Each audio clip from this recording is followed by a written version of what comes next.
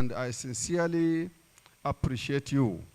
I am still appealing to you so that you remain a pillar on which we will continue to lean. We have a lot to do.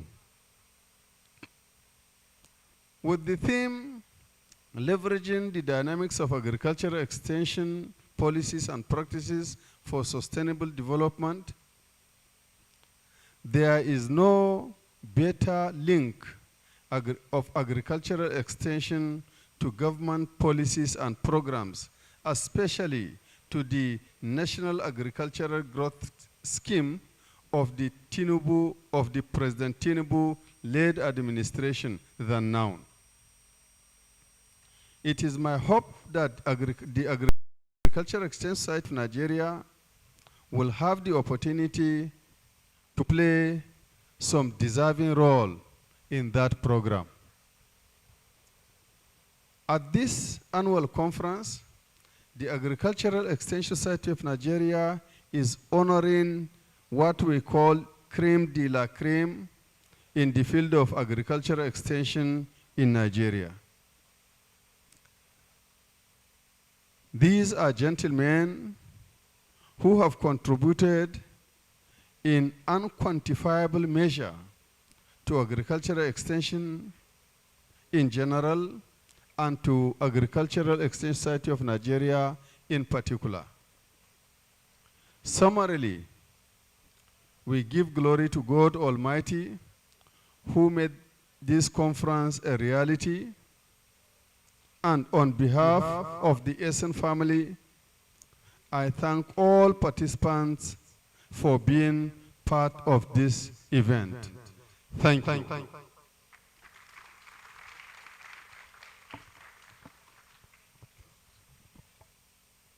Still, we can beautifully sustain that applause for the president. Thank you very much. I would like to, before I invite the Vice Chancellor for her address, recognize the presence of Professor SDY Alfred. You are welcome to this program.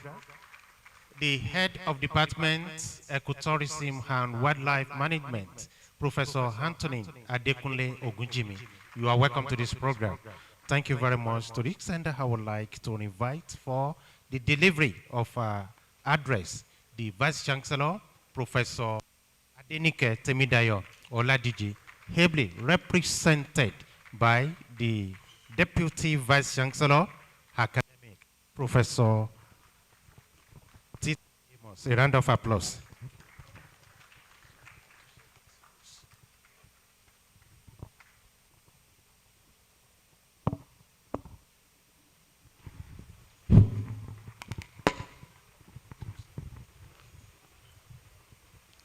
Good morning, everybody. The address of the Vice Chancellor, Professor Adenike Oladiji FES, at the opening ceremony of the Agricultural Extension Society of Nigeria on Monday, 22nd April 2024 in the T.I. Francis Auditorium, FUTA. I bring warm greetings to every one of us on behalf of our Vice Chancellor, who is unavoidably absent. I will be reading her address on her behalf. Firstly, the governor is adequately recognized. Your Excellency, the Governor of Ondo State, Honorable Lucky Orimisan Aiyedatiwa, our distinguished Senator, Professor Anthony Ani, I understand he's being represented here this morning. The Executive Secretary, ARCN, Professor Garba Sharubutu, in absentia. The Deputy Vice Chancellor Development, Registrar and other principal officers who are here this morning. The Country Director, International Labour Organization, Abuja, Dr. Agatha Ekolawole. Our Dean, the Dean of School of Agric and Agri-Technology, I think she's on her way. Other deans and directors who are supposed to be here, I think some of them are registering outside. Head, Department of Agricultural Extension and Communication Technology, and the chair, LOC, Dr. Oluwole Akinagbe, who is also a recipient of an award this morning, other heads of departments and units, eminent scholars and distinguished guests, gentlemen of the press, distinguished ladies and gentlemen, great Futarians. It is with much delight that I welcome everyone to this noble gathering of the 29th Annual Conference of Agricultural Extension Society of Nigeria, AESON, incidentally the first one to be held in FUTA. We sincerely appreciate the interest of every one of us in this association, as has been demonstrated by our presence here this morning, both in person and online. And so due courtesies are warmly extended to all our special guests and eminent scholars. Conferencing is one of the academic activities that interests me a lot. In the word of the English philosopher Francis Bacon, reading makes a full man, conference a ready man, and writing an exact man. There is no way a thoroughbred academic or scholar will attend a conference and remain the same. Every day, scholars go through the process of learning, relearning, and unlearning. Therefore, in a formal setting such as this one today, a lot of ideas are expected to be exchanged with consequent impartation on the body of knowledge and our society. Agricultural extension is a field of knowledge that is key to our existence as a nation. At this time, more than ever before, the issue of food security is gaining traction in virtually all our conversations as families and in national planning. As a matter of fact, governments at every level are paying serious attention to the topic of food availability and affordability. Several challenges facing agriculture in Nigeria have remained with us for decades. Problems such as low application of modern technology and low productivity, as well as poor storage facilities, among several others. Interestingly, however, solutions have been found to most of the problems, but the gap between the researchers and the farmers seems to have remained, and so the problem also remains. That is why the agricultural extension experts should be given all the necessary support to play their roles, especially effectively and efficiently, even now that we have the National Agricultural Growth Scheme of the present administration. This is necessary not only for production of food crops, but also all agricultural practices that add value to the economy. It therefore gladdens my heart that the distinguished scholars under the aegis of AESON have come together to discuss the theme, leveraging the dynamics of agricultural extension policies and practices for sustainable development. I welcome very specially our own sister, Dr. Agatha Kolaole, the Country Director, International Labour Organization, who will be presenting the keynote address. I do sincerely hope that this occasion will be the beginning of more collaborations between ILO and FUTA. This is because I know that there has been some relationship between ILO and the AEC department, but we want it upscaled to ILO and FUTA. I felicitate with all the eminent scholars who will be recognized as fellow of AESON today. I pray that the Almighty God will strengthen you to continue to be of service to the academia and humanity. I extend special courtesies to the coordinator of this program, Professor J.O. Okunlola, and the LOC, Dr. Oluwole Matthew Akinagbe, who I call HOD for life. From personal experience, I know that a lot of time and resources must have been expended before we are able to gather here today. On behalf of the entire FUTA community, I wish AESON a most fruitful conference. Thank you.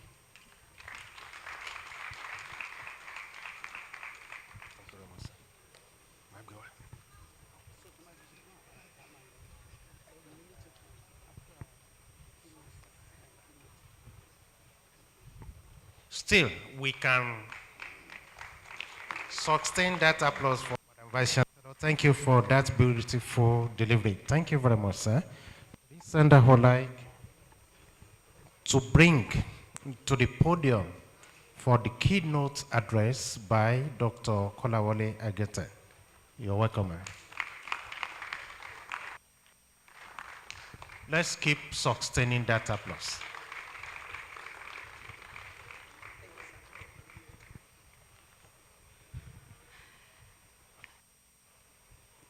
Good morning.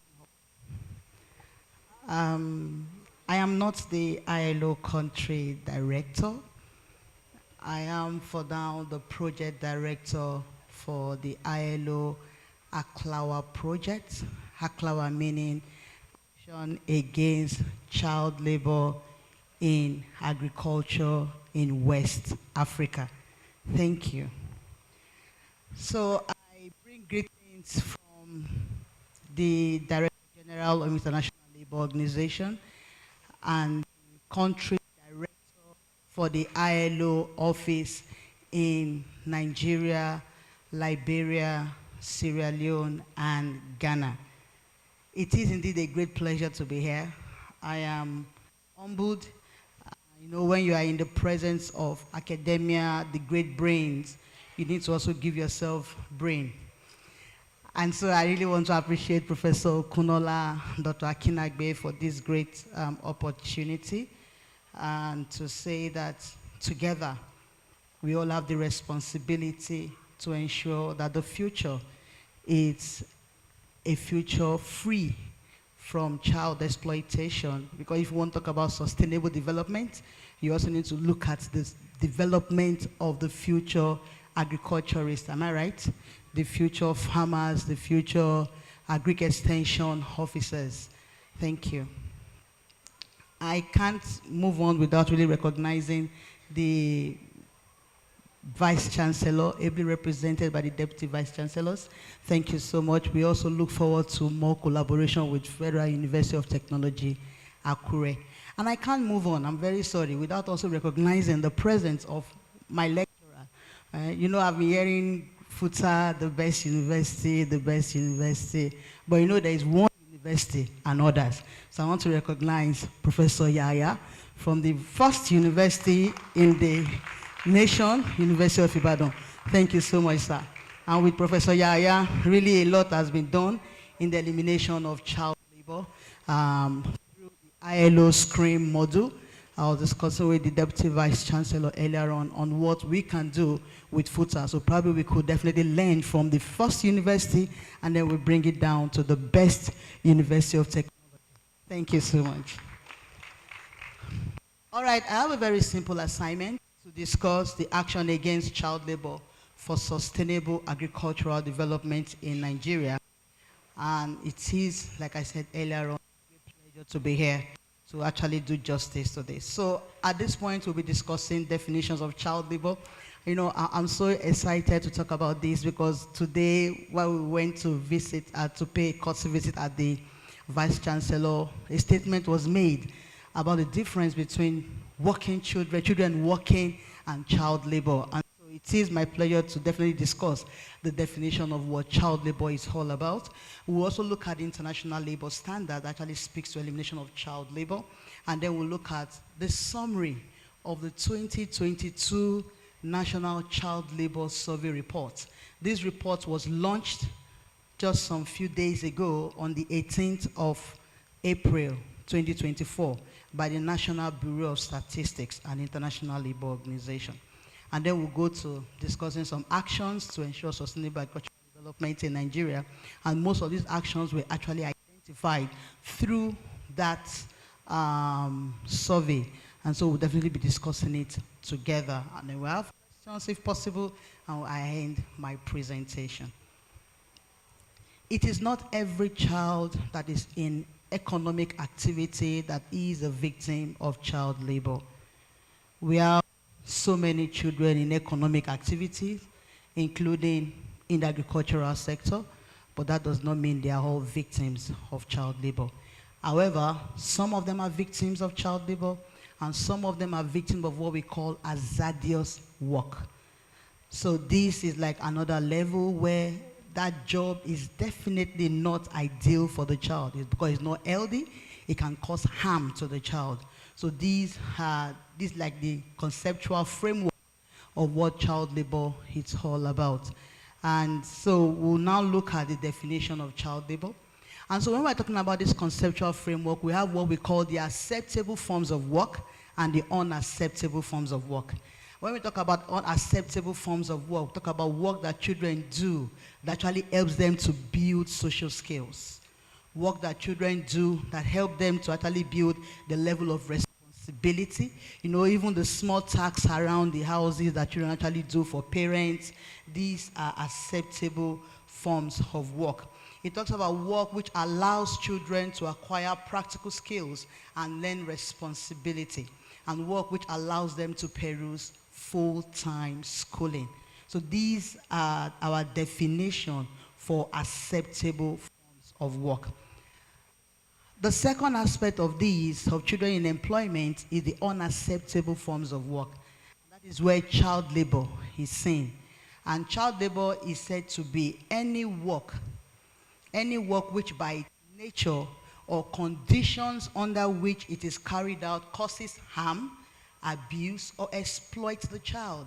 It's any work which deprives a child of education, or any work which deprives a child of recreation, any work which takes away the childhoodness from a child. That is child labor. You know, I always like recounting the story of Michael Jackson. I don't know if some of us actually were able to listen to his story some time ago. You know Michael? We all believe he was successful. Am I right? But Michael came out openly some years ago before he left the surface of the earth that he was a victim of child labor. Meaning that it's not just about poverty, even though we know that poverty actually is the root cause of child labor, but any child actually is not given that opportunity to be a child. Michael was not given the opportunity to be a child. He grew up as an adult even at that age. I know we wonder less why some attitude actually came up later in life, you can't say. Because really, it's something I always say, I look forward to a psychologist looking into the effect of child labor on children. Probably we need to look into this study and take probably for some years how child labor actually affects a child psychologically. So we also don't know how that actually has affected it. So child labor is any work which affects a child mentally, physically, socially, or morally. Any work which is dangerous and harmful to the child. Any work which interferes with child schooling. 1, by depriving the child opportunity to attend school. 2, by obliging the child to leave school prematurely. 3, or any work which requires these children to attempt to combine school attendance and excessively long and heavy work. These are definitions of child labor. So in brief, when we talk about child labor or unacceptable forms of work, we're looking at work children should not be doing because 1, they are too young to do the job. They are below nationally established minimum age for work. The current Labor Act talks about children working at the age of 15, at the age of 14, at the age of 16. However, it also states clearly the type of work these children should be doing. So at the age of 14, we're looking at children doing light work around the house, within the family environment, and these are children that actually go to support with some light assignment. And the Labor Act also stated that any child below the age of 16 cannot sign a contractual agreement, meaning that children are not expected to sign contracts before they are 16.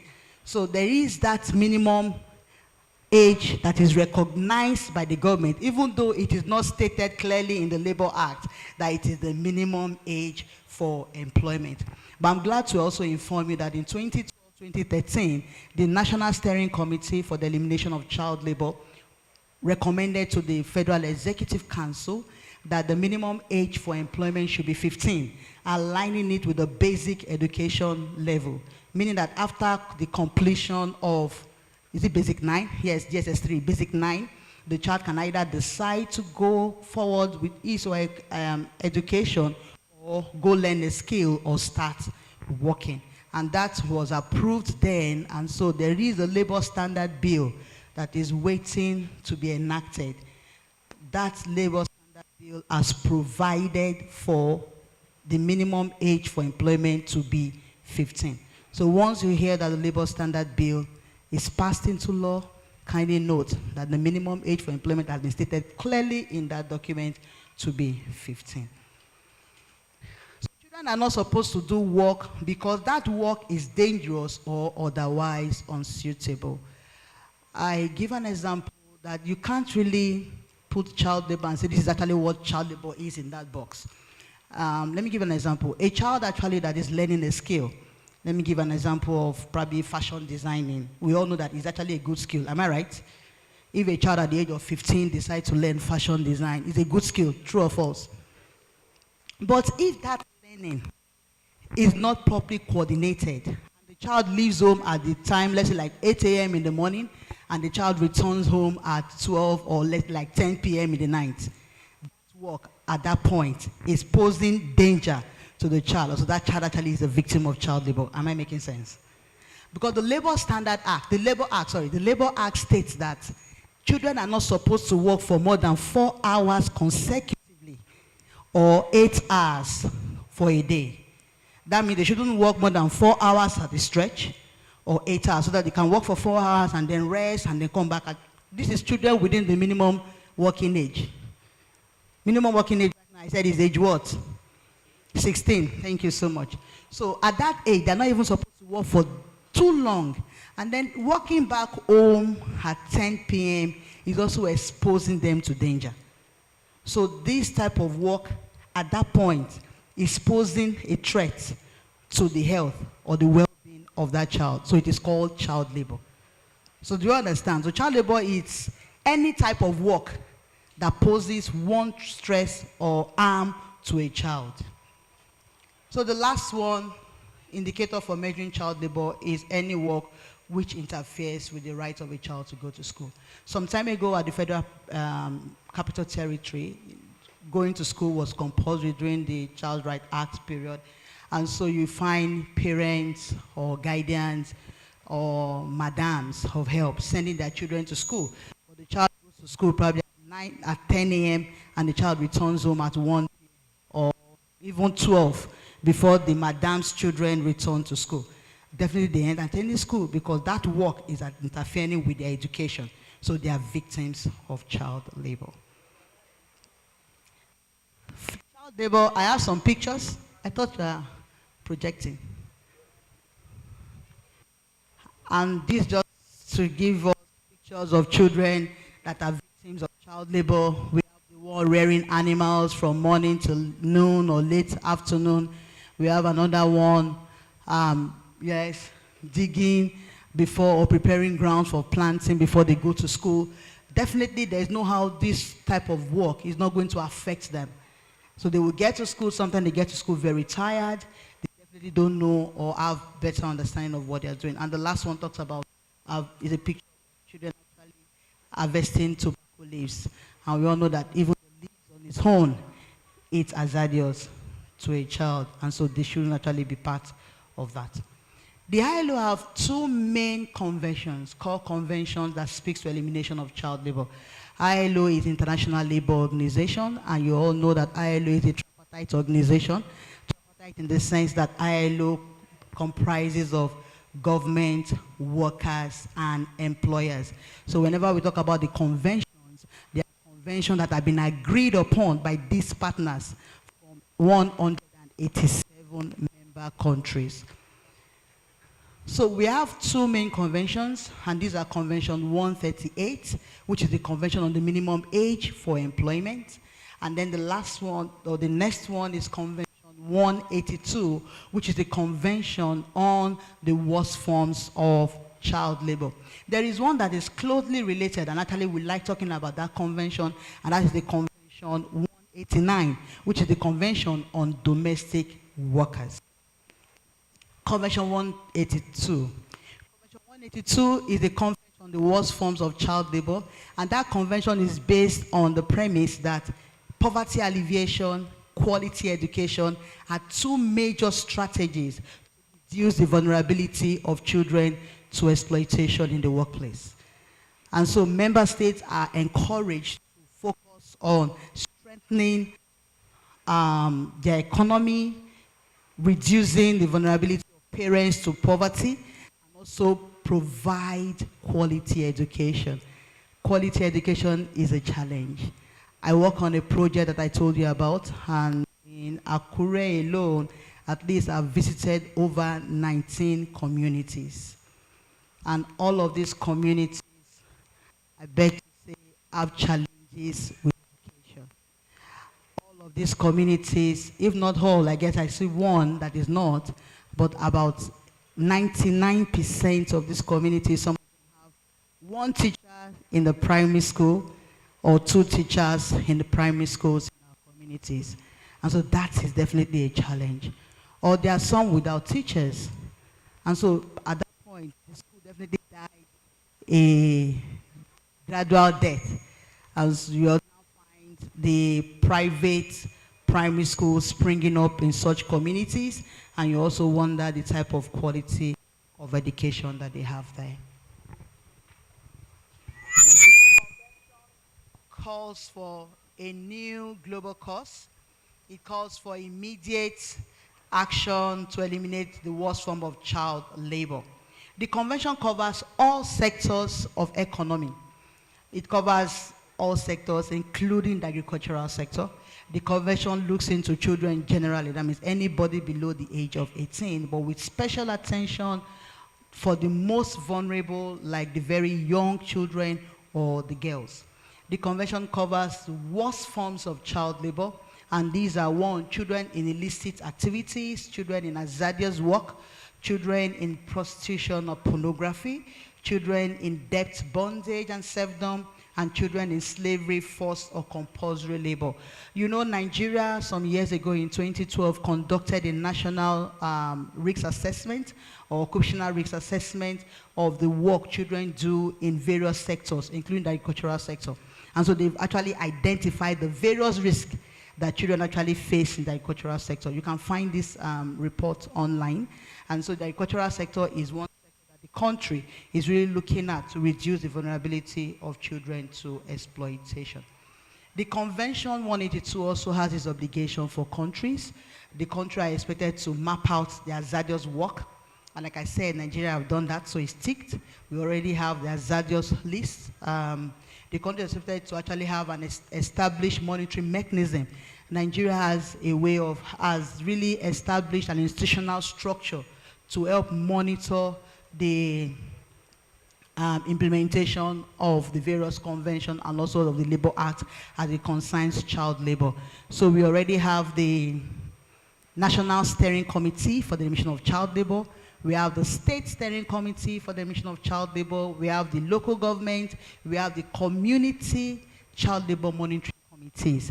Though the first two have so much strengthened and they are functioning, because Ondo State also have its own State Steering Committee for the Elimination of Child Labor, and Ondo State have a state action plan for the elimination of child labor. Nigeria has the National Action Plan and national policy for the elimination of child labor. We also have the programs implement different programs. So we have the national action plans. We also have what we call the Alliance 8.7 roadmap. We all know the SDG 8.7, which is focused on eliminating child labor, forced labor, and trafficking in persons. So in Nigeria, there is a global alliance that actually have its presence also in Nigeria, Alliance 8.7, working towards eliminating child labor. Convention 138. Convention 138 is the Convention on Minimum Age for Employment, and each country is expected to set their own minimum age for employment. I told you earlier on that Nigeria actually is in the process of analyzing this. The Federal Executive Council has agreed that the minimum age for employment should be 15. And so when you hear that the Labor Standard Bill is passed into law, then you know that the minimum age for employment is 15. But when it comes to hazardous work, like in Nigeria, it's 18. You really know we don't have any exceptions for that. And the last one I'll discuss, Convention 189. Sorry, I'm trying to, so that will beat the time. Convention 189 and Recommendation 201. The convention speaks to promoting decent work, even for domestic workers. The first two conventions have been ratified by Nigeria, Convention 182 and Convention 138. But Convention 189 has not been ratified by Nigeria. Convention 189 has actually not been ratified by most West African countries except for Guinea, Conakry, and Sierra Leone. These are the only two countries that have ratified Convention 189. Because Convention 189 is a convention that is expected to promote decent work for domestic workers. It's just about the specific protection for domestic workers. It's just about basic rights and principles. And you know, sometimes we actually have domestic workers that also works in the farms. Am I right? They support, and you actually have them in the house, but they do different things without being protected. It also requires the state to take series of action or measures with the view of making decent work a reality for domestic workers. It also provides different definitions for domestic work, live-in and live-out domestic workers, and also who a domestic employer is, and also makes provision for migrant domestic workers, including children. I said earlier on that when we want to talk about child labor, we need data. I'm so glad that the report actually was launched last week, because the last time we conducted a national child labor survey was in the year 2000. So now we have at least data to work with in the elimination of child labor, and so I am glad for this. And that could also inform various interventions, including that of the various, the great minds seated here, to see how we can work together to ensure that the agricultural sector is a sector free of child labor.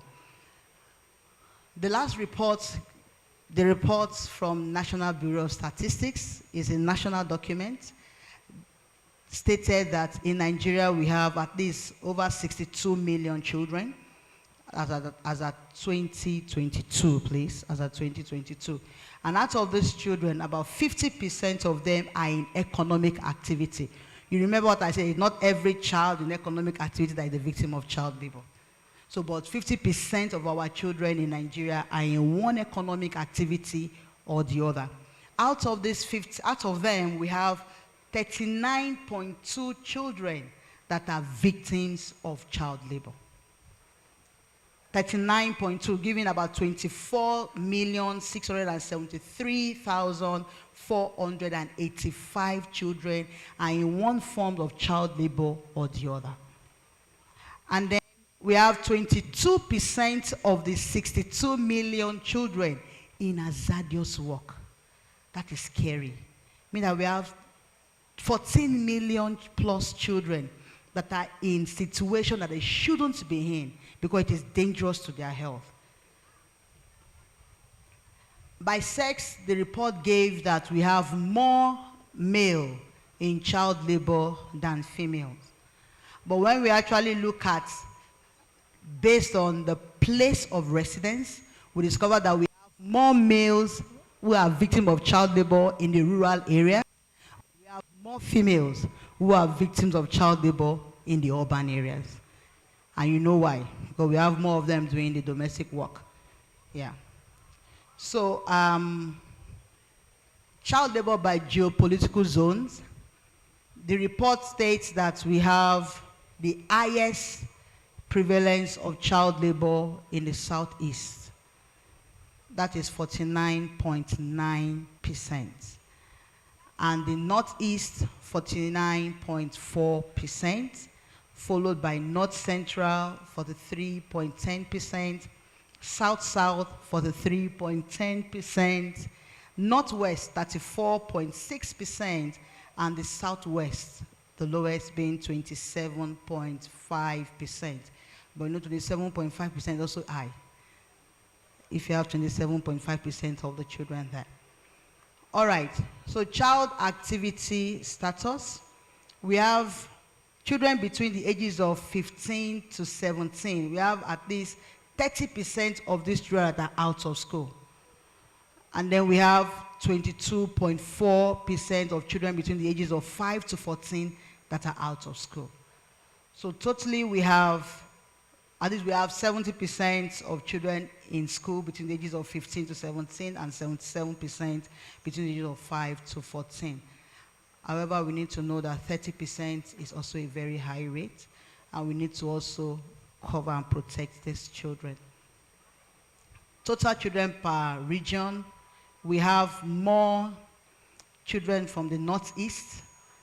Children between the ages of 15 and 17, we have the highest in the Northwest, and then we have children between the ages of 5 to 14 in the Northeast not being in school.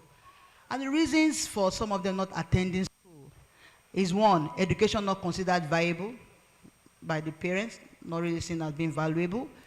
Education not being affordable, is too expensive. I have seen a child hawk banana and he couldn't go to school because the parent does not have 1,000 naira or so to pay. Not interested in school, that's about 16.2%. And then we have family does not allow schooling, about 19.1%. But the highest is the one that is so sad.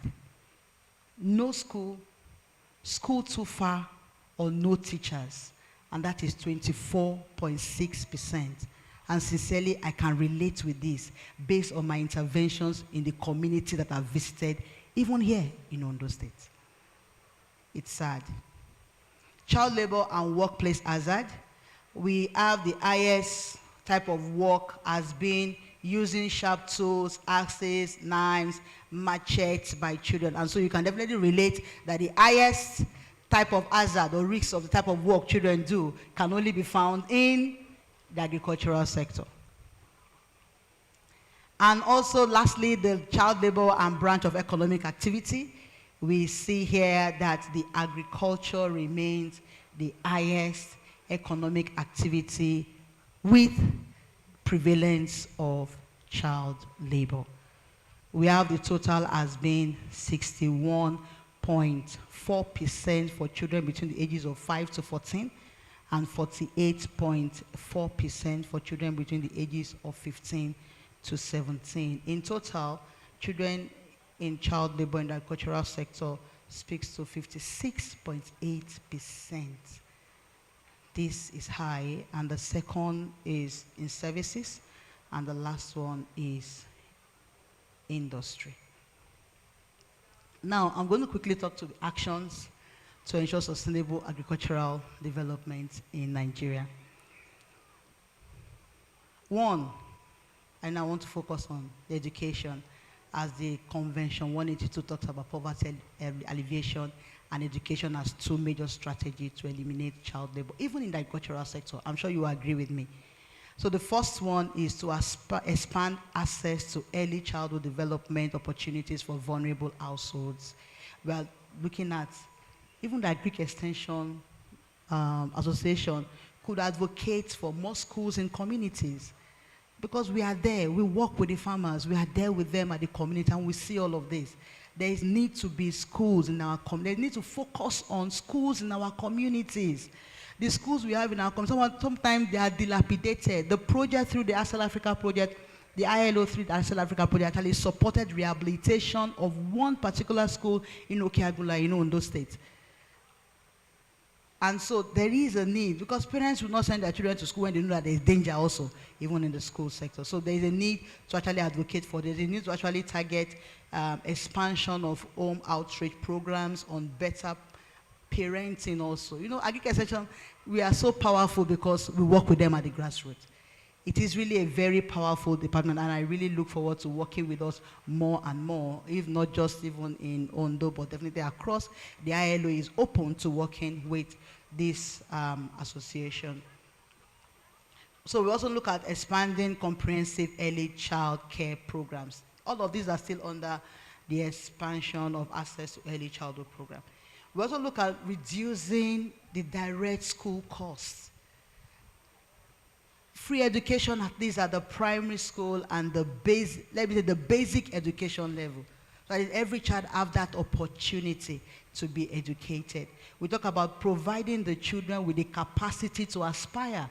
It's very important. And how do they aspire if we don't actually provide them with the schools? They don't have opportunity to go to school. They are being sidelined. They can't really go to school. So we need to actually help them out and provide this. Also provision of textbooks, provision of their uniforms, to actually give them that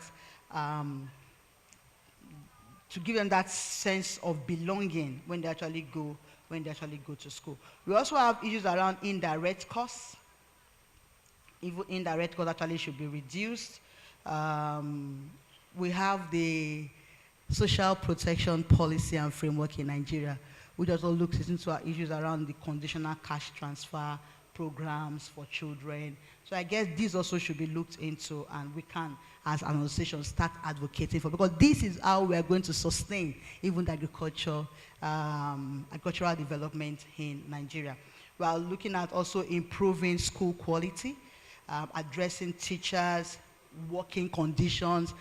Sometimes you don't blame teachers for not wanting to stay in some communities because the working condition definitely is not favorable. You go to some communities. I've gone to a community that takes about almost over 1 hour or 2 hours, even from Akure, and you get there, there's really no light, there's nothing, there's no light, they don't even have accommodation. So it takes them, they drive, they go there by bike and each time. So even the expenses, sometimes even more than their salary. So you will not be able to actually blame them actually for not being in school. So we'll talk about improving school quality, talk about expanding access to school, making school actually available in communities. I also like to discuss issues around the decent work for adults and youth, especially those within the legal working age. Talk about promoting transition of informal to formal economy, strengthening this. We're talking about building, promoting development of sustainable micro and small and medium-sized enterprises, even supporting cooperatives, even at the community level. This will go a long way to actually build their capacity. Talk about creating an enabling policy and regulation environment which reduces barriers to formalization while protecting the rights of workers. We also look at enabling the self-organization also of workers in the informal economy. I would like to inform you that the Trade Union Congress of Nigeria is actually doing that, or working with the Farmers Association, the Cocoa Farmers Association, to actually form them, to help them actually formalize their association. Right now, they register like an NGO, but I want to give them that trade union capacity so that they can also reach out to the communities and protect them. We talk about promote decent work even for youths of legal working age, making agriculture interesting, somebody said making agriculture sexy, making it look attractive even for the young ones. It's very, very important. And so I guess the government actually need to look into it. I visited a school in Bakpe community, and I asked the children, if they are interested, what course are they interested in, and almost half of them, or almost all of, let me say all of them, none of them actually stated that they want to be farmers or agric experts, none of them. And you know why? Because they have seen it as punishment sometimes. Going to the farm is also too much, because the child was telling me that he actually was doing, he does over 25 or 35 ridges. This is a child that is not more than 8 years old at the community level. So we need to really help them out to really have a better understanding. So they actually have a better understanding of what it is and even the impact of participation in it. We also look at building rural livelihood and resilience policy through the decent work actually in the rural environment, promoting small producers association and democratic cooperatives as means of boosting markets and bargaining power in agricultural value chains. This has always been a problem, even in the cocoa value chain. The farmers are always complaining of the prices. They said they don't really make as much as the third party. So they are the farmers, they do the farming, but they get the meager amount. So I guess this association actually can look into helping farmers to actually make profit out of their produce. Social protection policy. There's a need actually to promote the social protection policy. We need to mitigate economic vulnerabilities associated with child labor. A farmer that does not really have the capacity to employ adult workers would definitely employ his children. And most times they go there, they farm, and they don't really have that capacity to be able to go to school and function as expected. I would also like to say that some of the farmers, some of the children actually that we see are also children of workers of not really the cocoa plantation owners, but families that migrate and they are working in those cocoa farms. Those are the ones actually that are most vulnerable because they are the ones that do not really send their children to school and take their children to the farm to work with them. We also need to look at the occupational safety and health of these children. We need to ensure that the farmers respect occupational safety and health for themselves and also for their families. We need to extend social protection to families that are vulnerable. And that is what the ACLAWA project is looking at doing. The ACLAWA project is looking at extending social protection benefits to farmers in cocoa sector here in the state. And we hope to actually have it replicated very soon in other environments. I would also like to state lastly about expanding household access to credit facilities, including the farmers, because this will also help them to also reduce their vulnerability and also help their economic empowerment. So we need to also introduce microcredit and micro insurance schemes for vulnerable families to facilitate their access to financial markets and enable them to hedge against parts of the risks they face in child labor.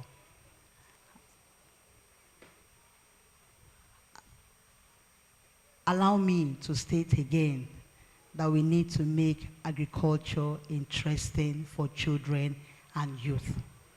It is very important, and that is one way that we can ensure sustainability and development of the agricultural sector even to the next generation. I would like to inform you that the 2024 World Day Against Child Labor, the ILO commemorates World Day Against Child Labor every 12th of June. And so the 2024 World Day Against Child Labor is looking at building capacity of the constituent to ensure the sustainable implementation of the Convention 182, which is a universally ratified convention by all of the ILO member states. And the theme says, let's act on our commitment to end child labor. Thank you so much for listening, and I look forward to more collaboration with you. Thank you. Thank you very much, sir. What men can do, women can do. You are not responding. What men can do, women can do better. God bless the womb that produced you, madam. A round of applause once again. Thank you for that beautiful presentation. Before I invite the Vice Chancellor to summarize and comment, let me quickly recognize and invite to the high table His Excellency, the Ondo State Governor, His Excellency, Ondo State Governor, Governor Lucky Ayedatiwa, is here ably represented by the Honorable Commissioner for Agric and Forestry, Ondo State, Honorable Olayato Aribo, FCA. You are welcome to the high table, sir. Please, someone to help me lead him to the Vice Chancellor's seat. Thank you very much. And I would like to equally, with due permission of Madam Vice Chancellor, recognize and invite to this side of the high table the Permanent Secretary, Ministry of Agriculture and Forestry, Mrs. Foluke Daramola. Please, you are welcome. A round of applause for her. Equally, I would like, with due permission of the high table, recognize the presence of the following in our midst: Mr. Adenion Babasola, retired project manager, Agricultural Development Program, Ondo State.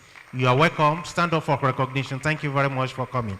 And we equally like to recognize the presence of Professor Gumba Meru, formerly with University of Maduguri, Borno State. You are welcome, sir.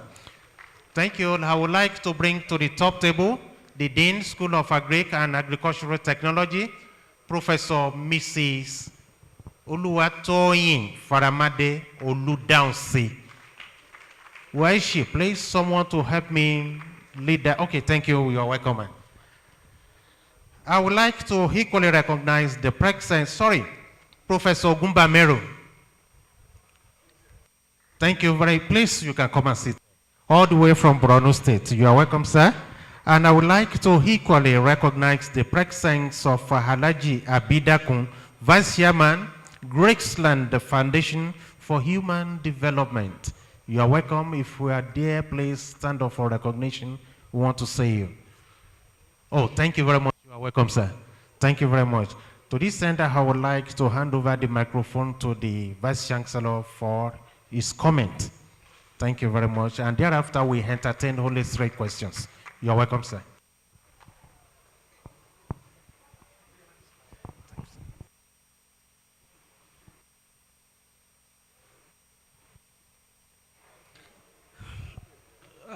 The Honorable, Your Excellency, sir, the Governor, once again you are recognized. Permit me again to specially recognize the Professor of Professors, Baba Ogumba Meru again. You are welcome. If you have read Agri-Economics, Agri-Extension, and you have not heard of Baba Ogumba Meru, then it means you are young in the academia. Baba, we appreciate you.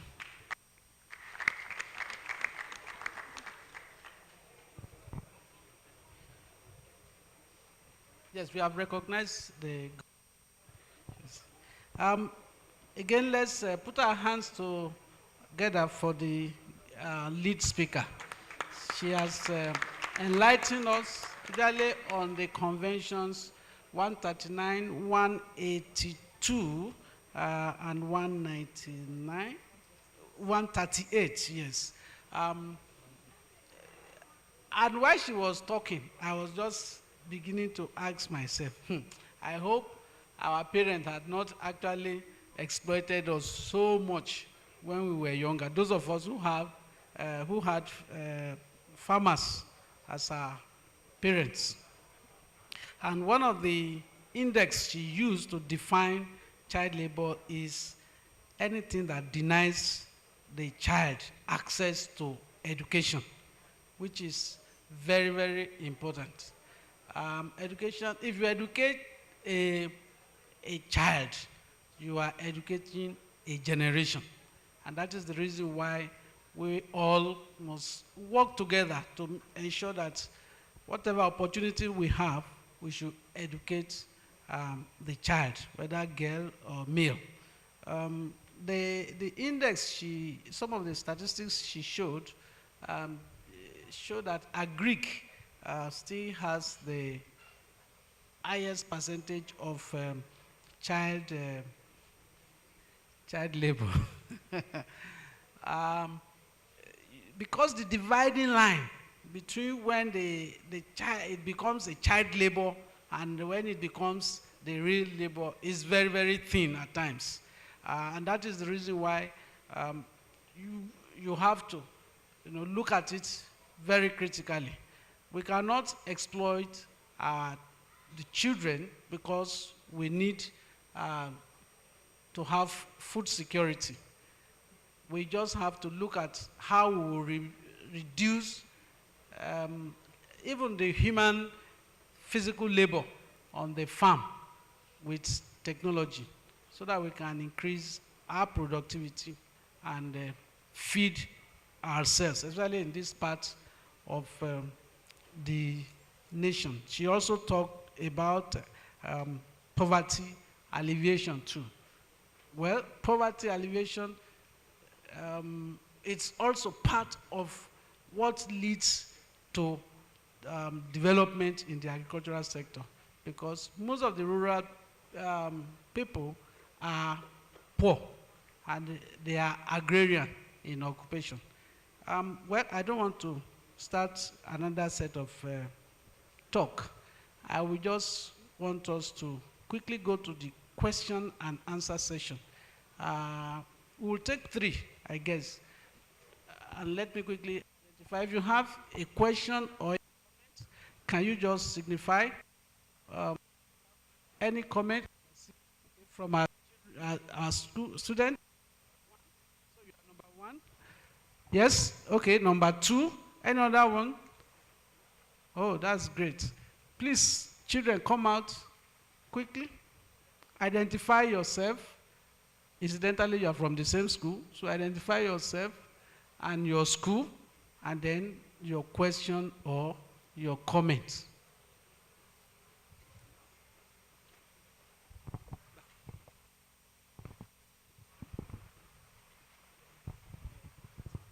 Okay, good day everyone. My name is Onikuru Goodluck. So my question goes to us. In terms of agriculture, just like the theme says, Agricultural Extension Society of Nigeria. Now, whereabouts we are to eliminate child labor, how also can we at the same time motivate and encourage the interest of agriculture among Nigerians? Because whereas we are to eliminate child labor, whereabouts parents and children who make use of child labor as a means of livelihood?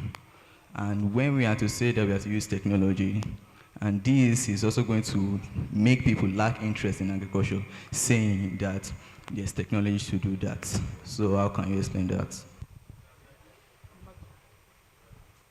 Ladies and gentlemen, my name is Ajibade David from the greatest Italian of learning, St. Thomas Aquinas College, Akure. My question goes to you, ma. Since when I've been 7 years old, I've loved to be in agriculture. But the thing is, my parents don't want me to dive into agriculture. But when I look at the history of Nigeria today, or of the world, the top richest in the world today are into agriculture. But man, why is it that our parents these days does not want us to dive into that same agriculture? Question is.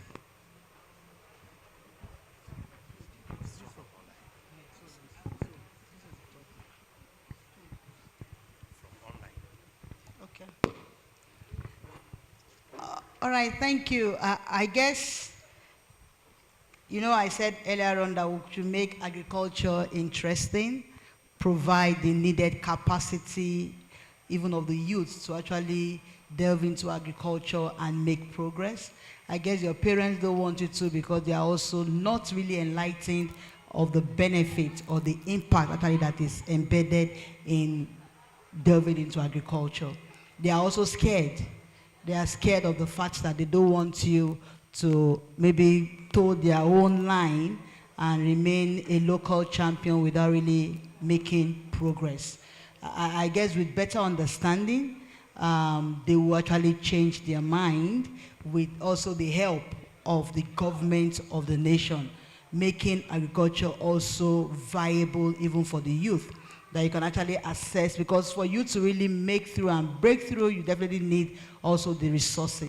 So to assess these resources, what I talked about earlier on, creating that environment opportunity, assess funds, so that they can actually build their own, the various businesses that they actually want to go into. But I'm sure you have the agriculture experts, the agri extension experts in our midst that can speak more to the benefits of agriculture here. And so I give them the floor to actually talk about that.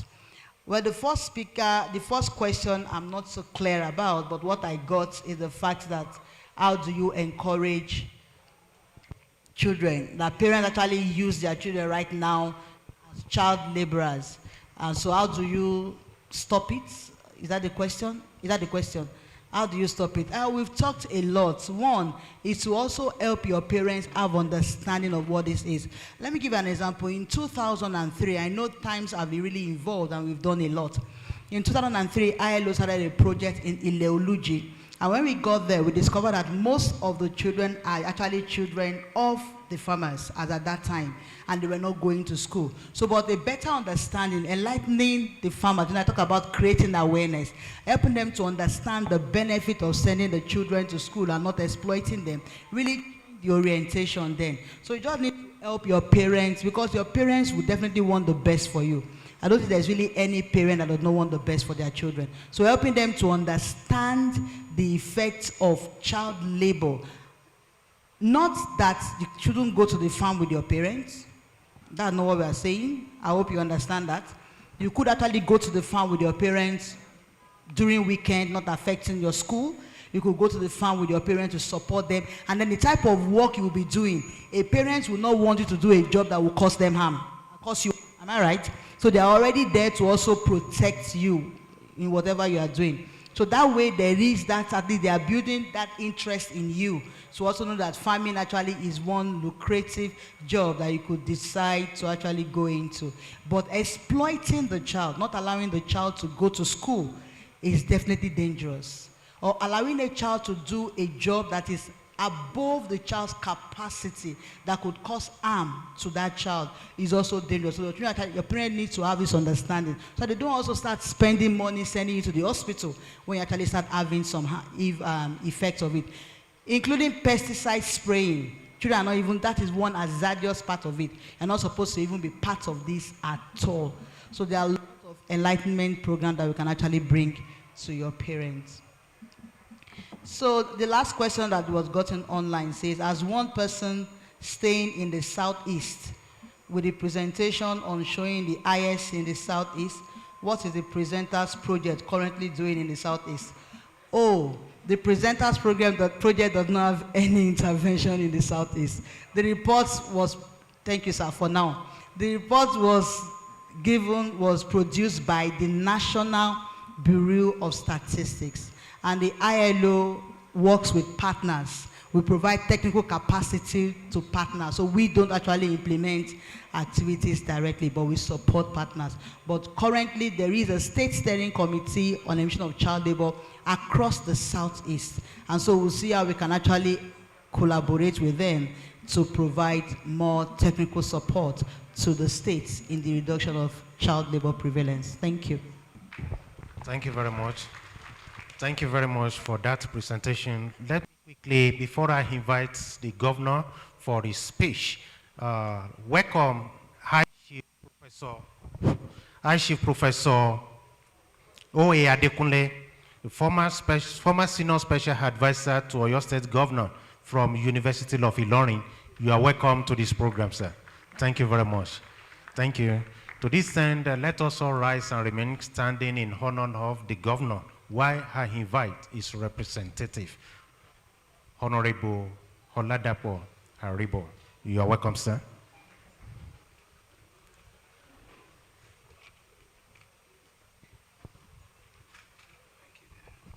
Let's be seated.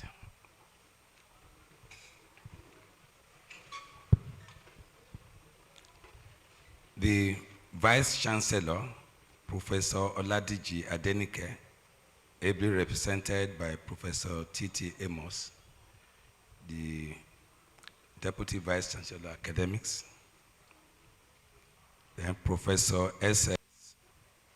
Oluyamo, Deputy Vice Chancellor Development, you also recognize. The President of AESON, Professor Yiwa Idrissa, I recognize you and also congratulate you for this conference. The guest speaker of today, Dr. Kolawole Agata, I especially recognize you and nice meeting you again. Ladies and gentlemen, before I read my address on behalf of the governor, let me make my little comment on the lecture, though I met it halfway, though I've met Dr. Agata in the past. And I also want to thank her for defining child labor. Because when she came to my office, we disagreed seriously on that issue. But actually defined it, and I felt well that it is when you are deprived of going to school, which is good enough. But I don't want our children to take advantage of that and not helping their parents. You must help your parents. Most of us did that in the past. And today, those that helped their parents and went to the farm with their parents are the people ruling today. Take it or leave it. Some of us grew up in the village. In fact, we go to the river in the morning to fetch water because there's no pipe-borne water. In the afternoon, we will go to the farm. After school, we will still read our books. It strengthens you for the future. So please, my children, please bear that in mind. You need to help your parents. People that are doing that are the people on top today. And you must bear that in mind. Iṣẹ́ lògùn iṣẹ́. That's the slogan of this state. Iṣẹ́ lògùn iṣẹ́. You must work. You must start. What you get used to, it's what you do when you get older. Please bear that one in mind. So, Dr. Agatha, I hope I've not distorted your lecture. I am highly delighted to be here this morning to grace the occasion of the 29th Annual Conference of Agricultural Extension Society of Nigeria, AESON, with the theme, Leveraging the Dynamics of Agricultural Extension Policies and Practices for Sustainable Development. The theme of the conference is apt and would not have come at a better time than now, when our nation is battling with serious hunger and food insecurity occasioned by factors such as climate change, security challenges, and food shortages, among others. Therefore, let me reiterate the fact that agricultural extension is an essential mechanism for delivering knowledge and advice as an input for modern farming. It serves as a source of information on new technologies for farming communities, which, when adopted and utilized, can improve their production, income, and standard of living. Agricultural extension is a veritable tool for change and vital ingredients for social and economic development. Distinguished scholars, ladies and gentlemen, permit me to say that the Federal University of Technology, Akure, and Ondo State Ministry of Agriculture and Forestry has been enjoying cordial and symbiotic relationship, most especially in the areas of education of our farmers, by ensuring that the laws of farmers in the state are better off through improved agricultural productivity. The university has also been involved in training of our personnel during monthly technology review meetings, specialized trainings, transfer of technologies, research results for adoption and utilization, among others. The Ministry of Agriculture and Forestry in Ondo State, on its part, has also been involved in the training of university students during CWS program and the participation of the students in the fortnight training meetings conducted by the state ADP, this is the Agricultural Development Program, for the purpose of experience sharing. In the same spirit of robust collaboration between the university and our ministry, I have directed relevant department agencies of the ministry to ensure full participation in the agricultural products extension of this conference in order to showcase the agricultural potentials of the state. Are you not happy about that? I thought you would clap for that. I'm sure they are here. I'm aware that the participation of the staff of the ministry and its agencies at the Agricultural Extension Society of Nigeria conferences over the years have not been regular as it was before now. And on behalf of the governor, I promise that henceforth they will be very visible in all your conferences. The reason for no participation in the conferences were partly due to paucity of funds and our inability to receive the invitation notices on time from your association. However, I would like to put on record that the Ondo State government received an award of recognition for your association as the most participating state in agricultural development project in Nigeria during Agricultural Extension Society Conference held at the National State University, Lasarawa in 2013. That's a long time, but I can assure you the next one in a few years we will get the next one. This particular feat was achieved when the financial resources of the state was buoyant. I want to assure you that my ministry will also do everything possible within its available resources to resume the trend so that our staff, especially the agricultural extension workers, can participate actively and effectively in future AESON conferences. Distinguished ladies and gentlemen, our giant stride being taken by my ministry toward institutionalization of agricultural extension was the preparation of a memo to the National Council on Establishment through the Office of the Head of Service to seek for approval for the creation of an Agricultural Extension Officers Grade or Agricultural Extension Officers Cadre in the civil service as against Agricultural Officer Cadre, which has been. It is hoped that this step will guarantee professionalism, enhance the career progression of agricultural extension graduates employed in the civil service anywhere in Nigeria. Ladies and gentlemen, before I conclude this goodwill message, I would like to commend the effort of the National Executive of the AESON for choosing Ondo State, the Sunshine State, and the Federal University of Technology, Akure, for the hosting of this year's conference. I also wish to appreciate the local organizing committee for doing a good job at ensuring a seamless conduct of the conference. It is on this note that I would like to call on all participants in this conference to feel free and enjoy the peaceful atmosphere permeating in the state. I wish everyone a rewarding deliberation. Thank you and God bless you all.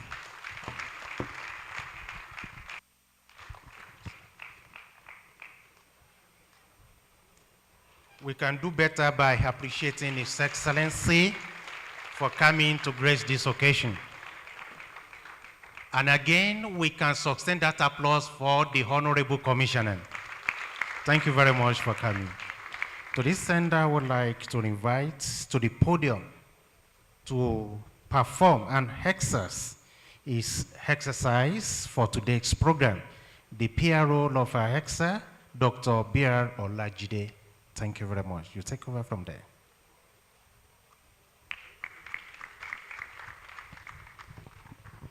Good afternoon, ladies and gentlemen. The Vice Chancellor, represented by the DVC ACAD, Dr. Agatha, my President, members of AESON, distinguished ladies and gentlemen. I've been mandated to call for award of the Fellow of Agricultural Extension Society of Nigeria, 5 awardees for this year's conference. And I have the pleasure to, first and foremost, invite distinguished Senator Anthony Ani, being the first recipient today. Can we have the representative of the senator to take the podium while I read a short citation of him?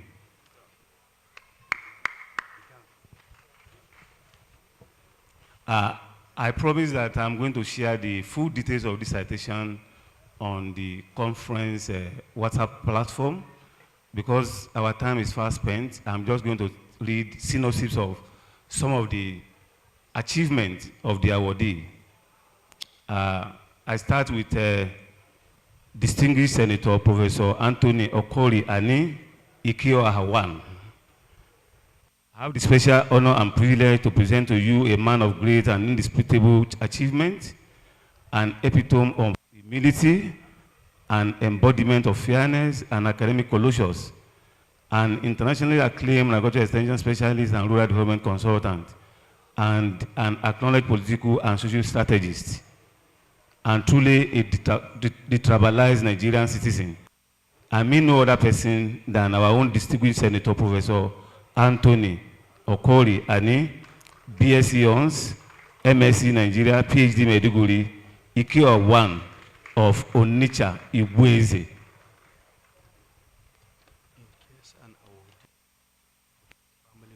Mm.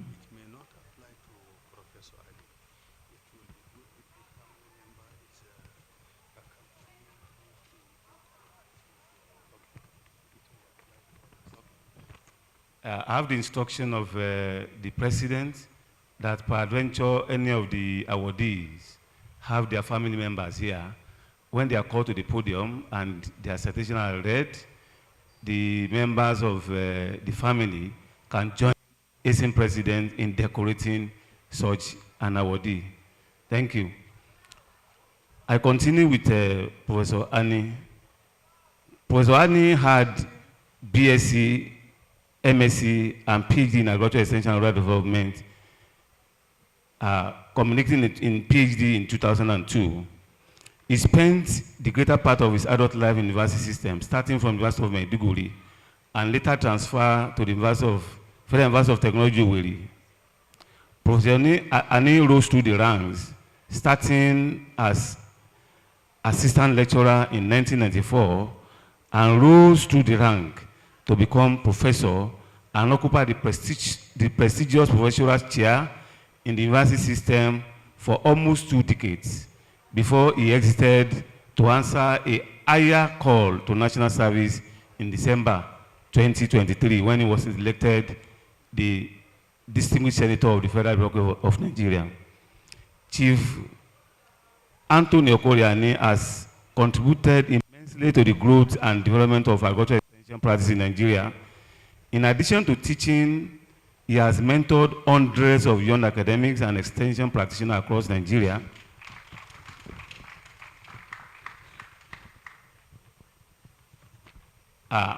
It is my singular honor to invite the President, Agricultural Extension Society of Nigeria, to decorate Professor Anthony Okori-Ani as an awardee of the a fellow of Agricultural Extension Society of Nigeria. Thank you. So thank you very much, the PRO, Her Excellency Dr. Olajide. To this end, I would like to bring up for the presentation the Governor of Ondo State, ably represented by Honorable Commissioner. You are welcome, sir, Honorable Haribo, to be supported by the Deputy Vice Chancellors and the President, Her Excellency. Thank you very much. You are welcome.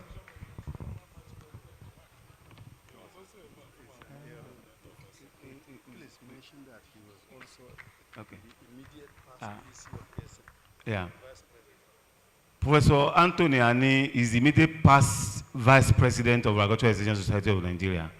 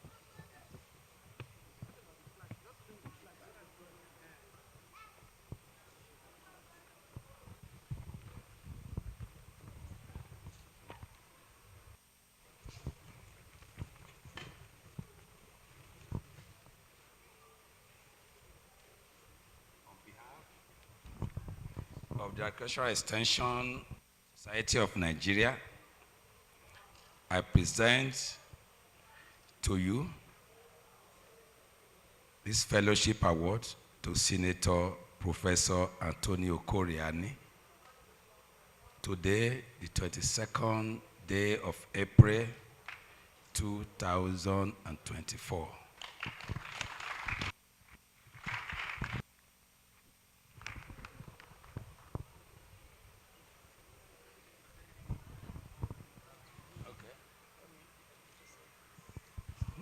Also hand over the gown to you on behalf of the Agricultural Extension Society of Nigeria. Congratulations, Mr. Mo. Thank you, sir. Huh? You can.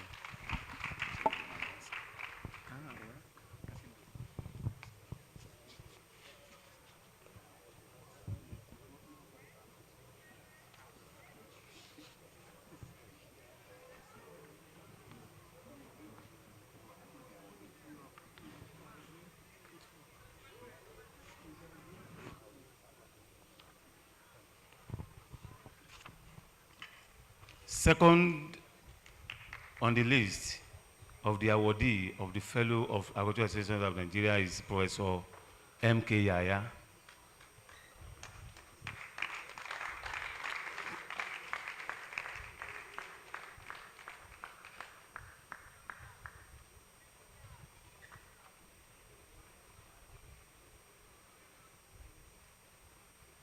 Standing before you is Professor Mohammed Kutayaya.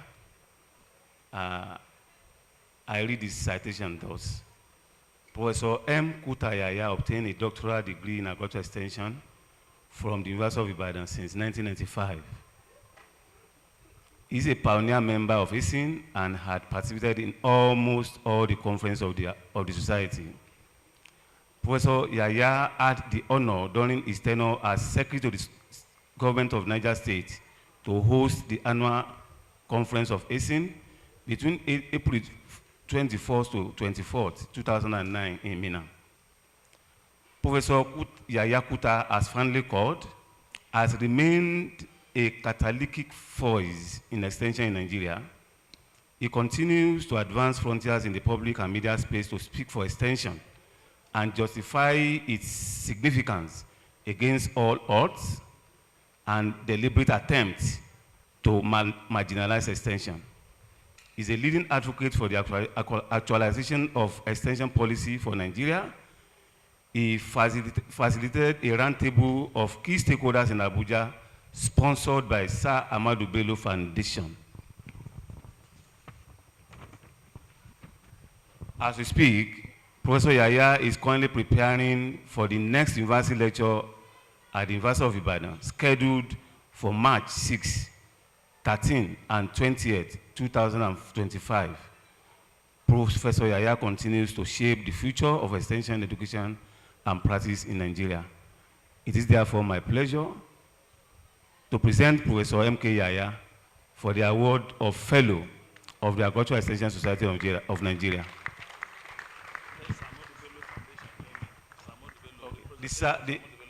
The representative of the Sir Amadou Bello Foundation can join in the decoration. Okay. We also invite the Vice Chancellor to present the award. Okay. Then the representative of Agricultural Extension Society, Agricultural Extension and Rural Development of the University of Ibadan, Professor Adekoya, to please join in the decoration of the awardee. I'm also instructed to invite the Dean of the School of Agriculture and Agricultural Technology, Federal University of Technology, Akure.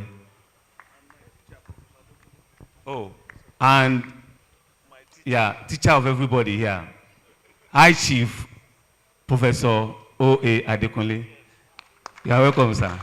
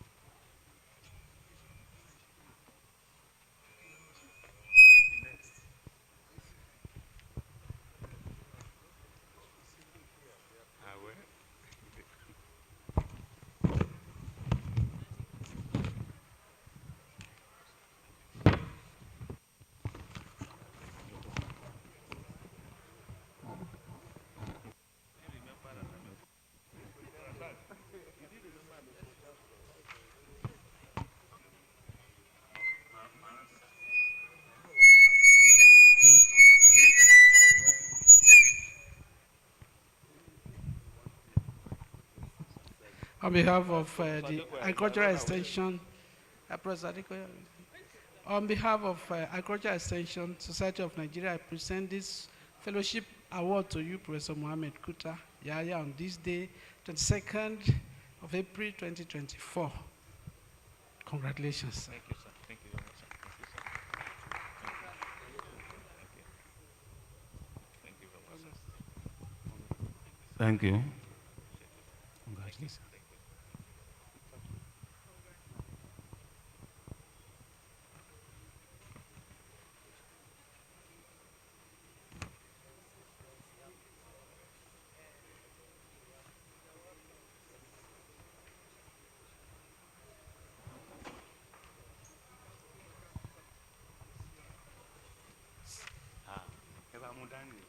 Hold it for me.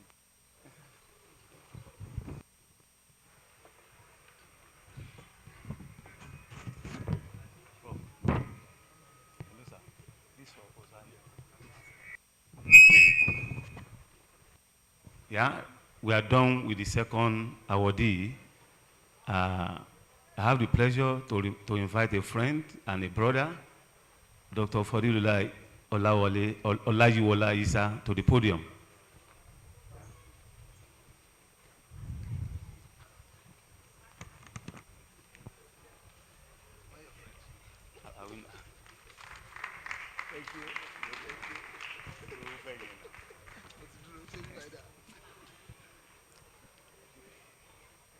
I present to you Dr. Fodilullah Olayiwola Isa, who is a principal extension specialist, equivalent of an associate professor of extension at the National Agricultural Extension and Research License Services, NAERLS, Ahmadu Bello University, Zaria, since 2009, and currently the head of grants and intervention project unit. Fodilullah obtained his PhD in agricultural extension and rhinology and master's in journalism and postgraduate diploma in education from Ahmadu Bello University, Zaria. His research and development work delves into the uptake and dissemination of agricultural innovation in smaller farming systems and sustainable agricultural policy and administration. Dr. Fodilullah Isa is a live member of many professional associations, including AESON, RUSAN, and NIFAS. He is currently the Vice President North of NIFAS, and he has received the Grand Fellow of the Year by Ahmadu Bello University, Zaria. He has over 100 publications in both local and international journals. He has served in several capacities for AESON, being an Assistant Secretary 2007 to 2010, and Assistant General Secretary 2010 to 2015. In fact, he organized the 2015 Annual National Conference of AESON when he served as the Secretary of the LOC, Ahmadu Bello University, Zaria, NARLS, hosting of AESON. Dr. Isa is a seasoned extension and rural development expert and is married with children. It's my pleasure to present Dr. Fodilullah Olayiwola Isa for the award of Fellow of Agricultural Extension Society of Nigeria. I invite AESON President, the Dean of Agriculture, the Dean of Agriculture and Agricultural Technology, FUTA. Okay. I have the instruction of the awardee to invite Dr. Taufik Yekini of University of Ibadan and Professor Kemi Fakujuwe of FUNAB to join in the dressing. Also, what? Yeah. The Deputy Vice Chancellor, once again, we are sorry that we are development to come and partake in the investiture and the dressing of our fellow. Professor Mrs. Fakujuwo, if you are around, please join us in the dressing of this awardee. Thank you.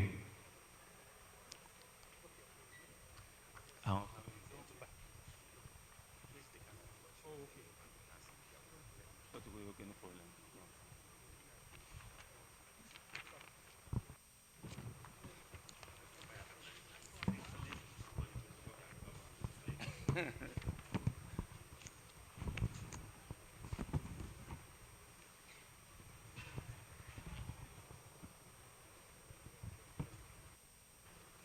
Thank you, sir.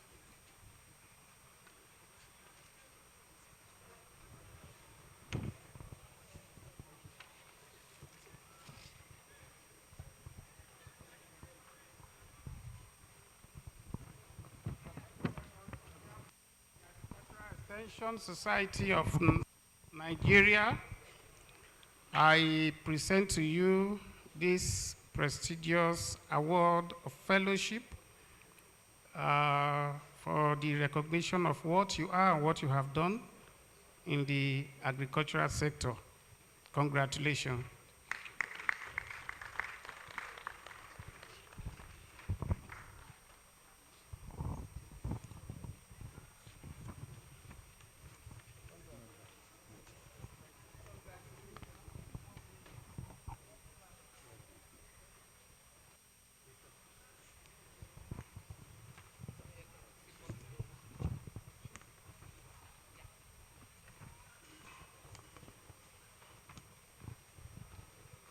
Next to mount the podium is Dr. Philip Ikechukwu Ivejika.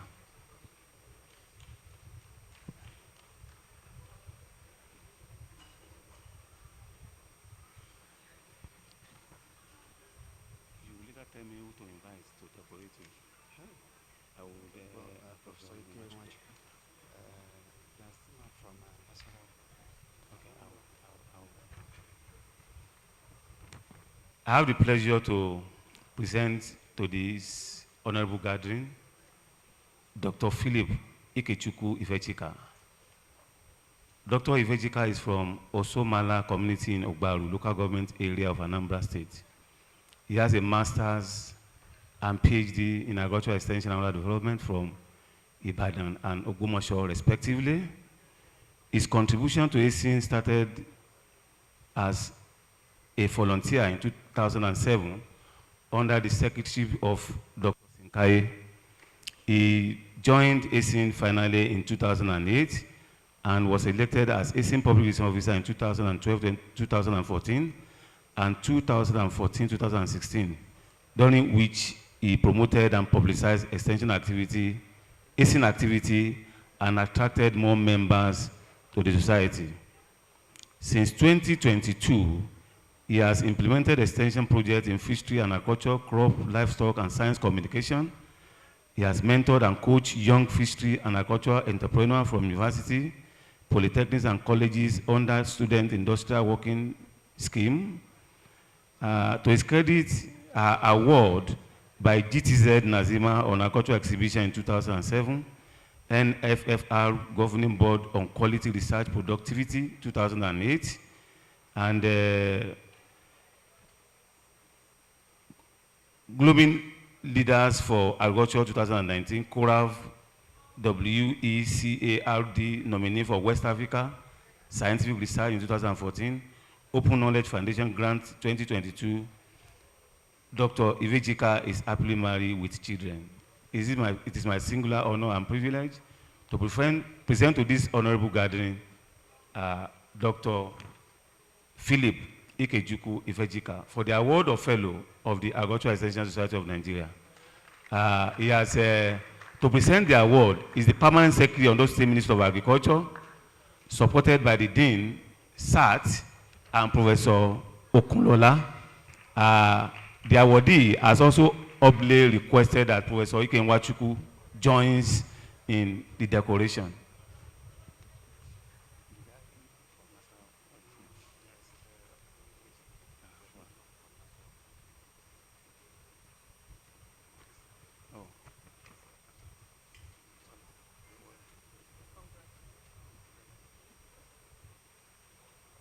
You don't know his name?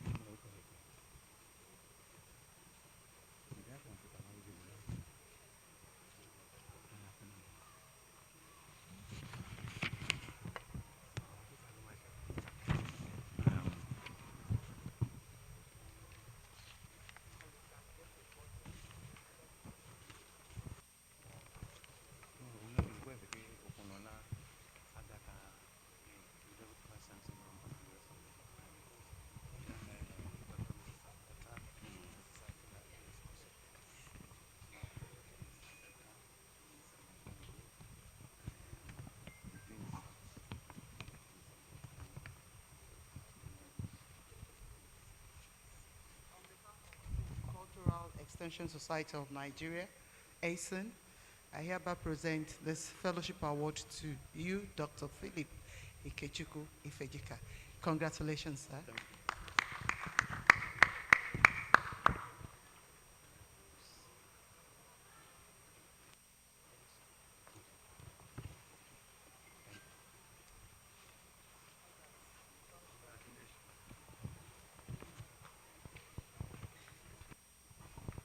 Last, but by no means the least, is Dr. Oluwole Matthew Akinagbe of FUTA.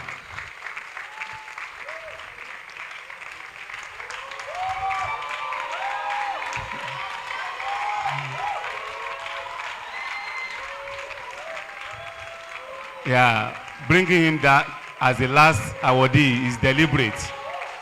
We expect this response.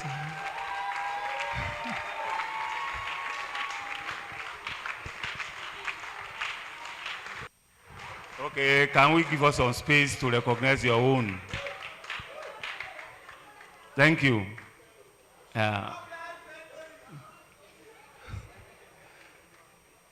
My pleasure and honor to present Dr. Oluwole Matthew Akinagbe for the award of the Fellow of Agricultural Extension Society of Nigeria. Dr. Oluwole Matthew Akinagbe was born in Ijuodo in Okitipupa local government area of Ondo State, Nigeria. He obtained a PhD in agricultural extension with specialization in agricultural planning and evaluation from the University of Nigeria, Nsukka, in 2011. He started his teaching career as assistant lecturer in 2007 at UNN and rose through the rank to become lecturer 1 before transferring his service to the Federal University of Technology, Akure, in July 2014. He has since rose to the position of an assistant professor, an assistant professor, leader at FUTA, dating back to 2020. He is presently the acting head of Department of Agricultural Extension, Communication Technology, Federal University of Technology, Akure. Dr. Oluwole Matthew Akinagbe has contributed immensely to the growth of and development of agricultural extension practice in Nigeria. He has mentored and supervised many academic and extension practitioners, and he founded the Wolex Akin Mentoring in 2011. Dr. Oluwole Akinagbe is currently a life member of Agricultural Extension Society of Nigeria. He was a publicity secretary that organized the 17th AESON conference hosted by University of Nigeria, Nsukka, between 11th and March 2012. He was an assistant secretary for AESON for 2 years, 2016-2018, and member of the electoral committee during the 26th annual national conference held at the Federal University of Technology and Federal University of Agriculture, Abeokuta, from 26 to 28 April 2021. Dr. Oluwole Akinagbe won the Young Extension Professional Award in recognition of the outstanding contribution in the field of extension teaching, research, and field extension services in 2013 by International Society for Extension Education in India. He has published widely in international and local journals, and is happily married, and the marriage is blessed with two children.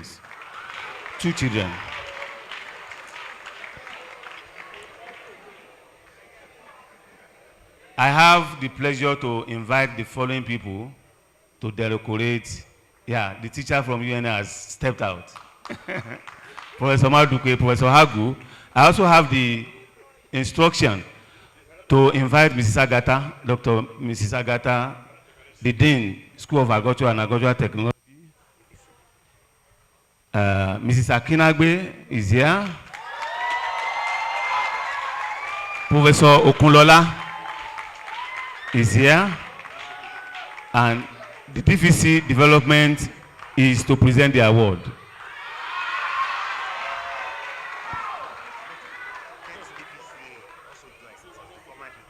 Oh, okay.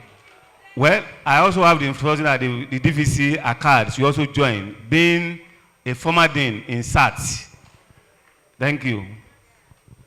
It's a full house for Akinagbe. Okay, the sister can also join.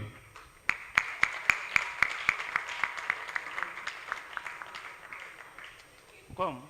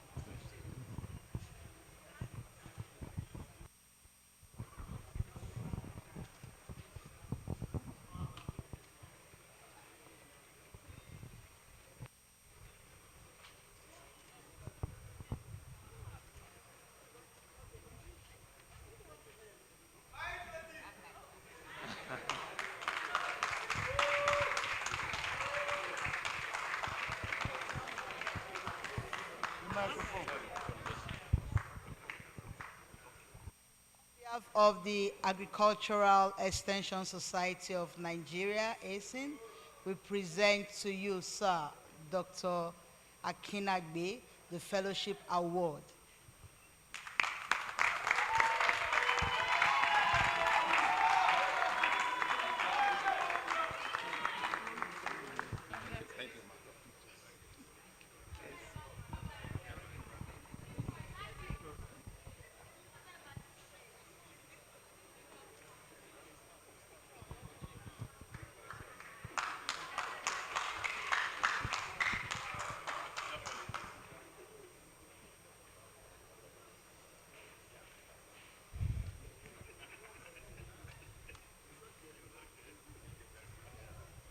Thank you, everyone.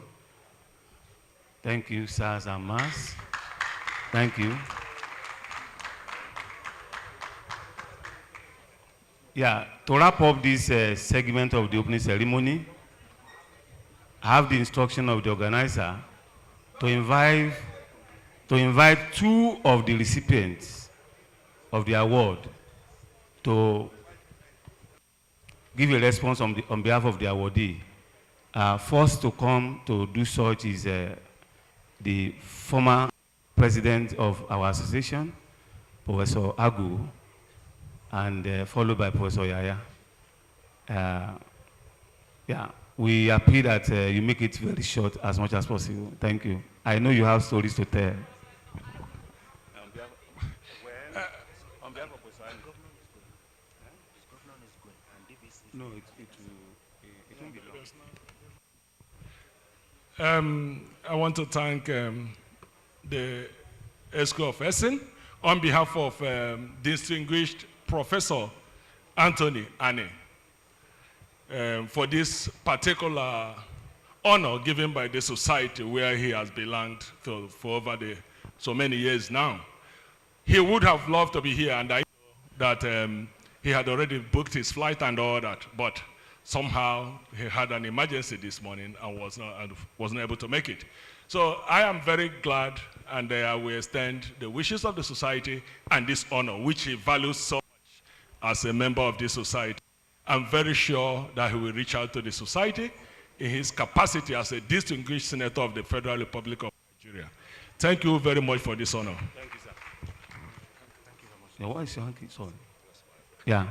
Can we have Professor Yaya for some minutes? Sorry. It won't be long. It's not me.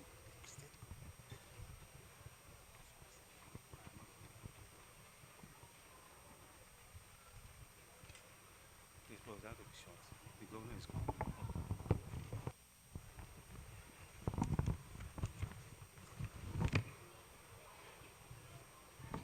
Your Excellency, the Executive Governor of Ondo State,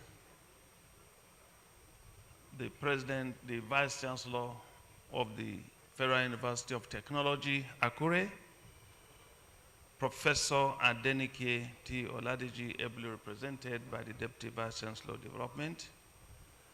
Our keynote speaker, Dr. Agatha Kolawole, the coordinator of the International Labour Organization in charge of child labor, that we collaborated together, focusing on Niger and on those states.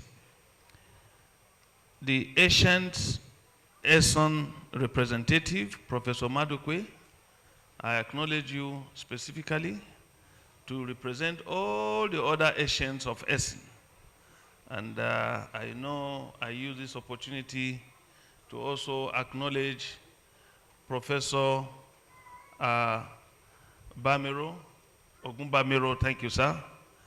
Other distinguished members here present, I like to express my deep appreciation to AESON for this opportunity, and I like to recognize Professor Okunola, my classmate, for this wonderful conference coordination, and the entire AESON family, and all those connected with Extension in Nigeria. I stand here for all of you to appreciate this award bestowed on me and all other colleagues here that are not able to give this response. Professor Issa, Professor Ifejika, and our able conference local organizing chair, Dr. Akagbe. Congratulations to you all. And on behalf of you, I'd like to appreciate the executive governor of Ondo State for finding time, and ably represented by both the commissioner and the permanent secretary. Distinguished ladies and gentlemen, we all know the role of extension, and I stand out anywhere I found myself, either in the media or in any platform, to ensure that extension finds its pride of place in Nigerian agricultural development process. Enough of proxies and charlatans claiming to do extension work. This is the time for us to entrench the professionalism that should come with extension must have its place. Therefore, I pledge to continue collaborating with fellow stakeholders, policymakers, researchers to shape the innovative practices in the extension world. I'd like to acknowledge Samodu Bello Memorial Foundation for sending a representative, of which I'm a member of the Advisory Council, and for also supporting a roundtable in honor of Extension Discourse sometime.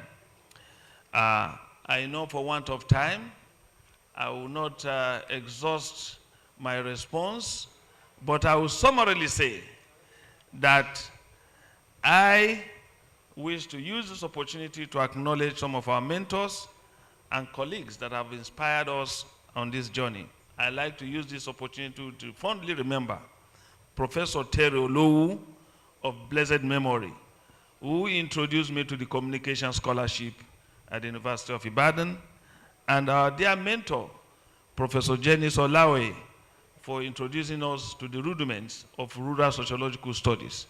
And I'm happy that one of our teachers here, Dr. Adekunle, Professor Adekunle, please, can you stand up for recognition for being part of this journey? On that note, I would like to thank you all and to appreciate you. And I have a message for AESON from some of our friends, Barrister Ndarani Mohammed Ndarani, PhD, SAN, and Ambassador Dr. Malabi Shehu, Ambassador at Large to the African region of the International Human Rights Commission, to support and consolidate on AESON achievement and publications, and that will be communicated to the President of AESON. Thank you very much. I appreciate you all, and God bless AESON. God bless agricultural extension, and God bless agriculture, and ensure food security for Nigeria and Nigerians. Thank you very much. Thank you. Thank you. Thank you very much. Thank you very much, and thank you very much. We really want to... Okay. Sorry, you can stay there. And Praise God. Please, the representative of the governor made a statement, and I want us to capitalize on it. Please, please, give me just 2 minutes. That raised the future farmers of America. That raised the Young Farmers Club of Nigeria. Please, and he said that they want to make agricultural extension as a professional program. Already, animal science is recognized. When you graduate as animal sciences, you're on level 9. Agricultural extension is on level 8. Now, please, I want to appeal to the governor's representative. Please, please, please, at national level, help emphasize it. I don't want to go to the genesis of why animal science got that recognition. And I'm an agricultural extension by choice, not by chance. And the people say, ìwé kíkọ́ láìsí ọkọ́ àti àdá kò pé o. Ẹni tó bá ti ṣe àgbẹ̀ ajalè. Just to emphasize the importance of agricultural extension. And I want to say, do it. Use your power. Use your influence. Use your agricultural extension should recognize degree. So that when they graduate, they should be on. Thank you very much.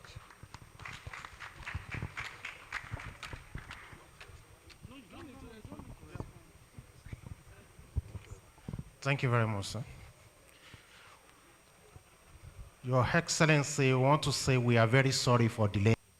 Having come to the end of the section, please, everybody will have to remain seated where the Honorable Commissioner and the top table will proceed to the foyer of this to the foyer of this auditorium for group photograph. Thank you very much. Why others will have to come in after.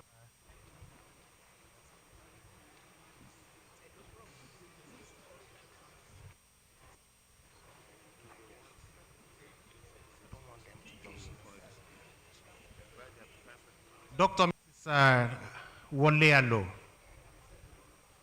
where are you, man? Yes, please take charge. Coordinate the quiz competition. What?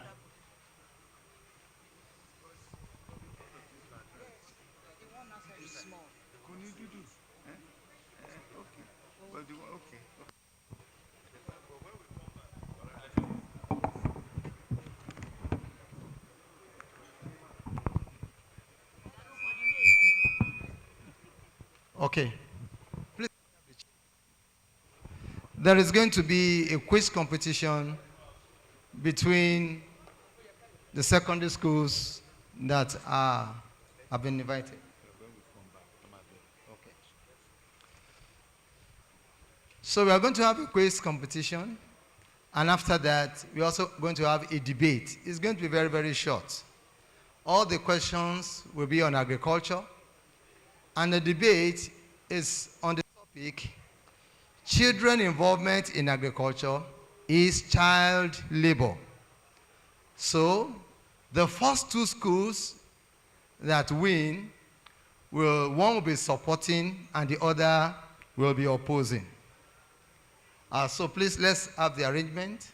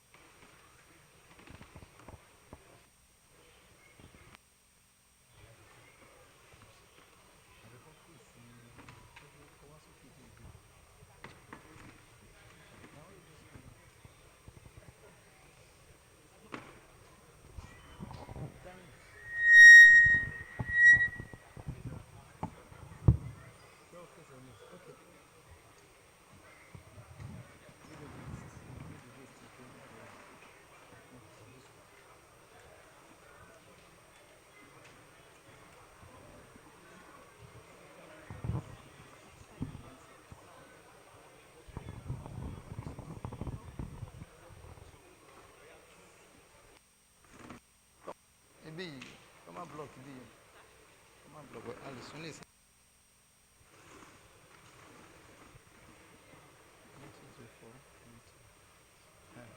8 is enough. 8. Just 8. 4. Quiz master. Yeah? 1 moment. For the quiz master and the reporter. Come to see me. Ibi.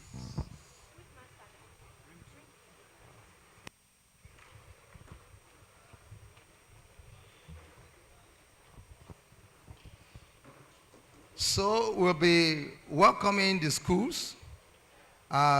They will rise up when we call their name, and then their representative will come forward to take their seat. The first school we are recognizing is Aquinas College. Can you rise up for recognition? Can we clap for them? Aquinas College. So Ayoade Tuluwalope and Ajibade David will be representing them. You are welcome. Let's clap them as they come forward. Yes. Let me take your seat. The second school is Fiwashaye Girls Grammar School. Can you rise up for recognition? You are welcome. And representing Fiwashaye Girls Grammar School is Akinbida Angel and Oki Temilolua. You are welcome. We also have with us FUTA Secondary School. Can you stand up for recognition? That's FUTA Secondary School. Representing them, Famu Agumesi and Ibeto Agata. Let's clap them as they come forward. And the last school is, not the last, the fourth school is St. Louis Girls Grammar School. Can you stand up for recognition? Okay. Representing them is Onigbide Esther and Akishuyi Faith. Can come forward. We will also recognize Oyemekun High School, but they will not be participating in the quiz. Can you stand up for recognition? Oyemekun High School. You are welcome. Now, the quiz will begin immediately. The guests, our guests come in, and all those who are taking pictures outside. But I want to also introduce and bring to the platform the quiz mistress, Miss Damilola Shotunde. Also, we have the recorder, Mr. Agbotoba. And the timekeeper, Mr. Gideon Alokon. This is going to be the manner of the quiz. After this, there will be a round of 3 questions at a go. First, you pick your question from question 1 to 60. Pick from question 1 to 60. When you have picked your question, the quiz mistress will read the question to you the first time and the second time. You have 10 seconds to answer. If you can't answer within 10 seconds or it's a wrong answer, then you only have one answer. Not you say this one and say you change it. It's your final answer. Just one answer in 10 seconds. If you get it wrong, it goes to the next school that is sitting beside you.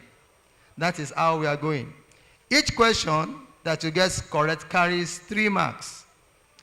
And a bonus carries 1 mark. Okay? So we do that. We are going to be having about 15 questions for this quiz. Everyone, 15 questions each school. So any one of you can decide to answer. You collaborate and decide what is the answer. Okay? After the quiz, the best 2 schools will go in for the debate. After the quiz, the best 2 schools, the first and the second, will go in for the debate. It is on the floor of this quiz that we are going to choose who is going to oppose and who is going to support it. So you should be prepared for both of them. So you are going to pick by ballot whether you are going to oppose or you are going to support after you win, if you are first or second. So, and during the debate, You will have 2 minutes to speak to your subject. After 2 minutes, the time will be up for you. And your opponent will take the floor. Also 2 minutes. And you're going to come out 3 times. You're coming out 3 times. No, you can decide. You can come out first, the second person can come out again. So as you decide. Okay? So you are going to have 2 minutes for your presentation, and then you are going to have 3 times to come out to defend that your proposition. Whether child labor is in agriculture is child labor, or whether it is not child labor. The judges for our debate, they are already seated. I want to introduce them. Professor Alfred, don't go away. You are one of the judges, sir. Okay, he's coming back.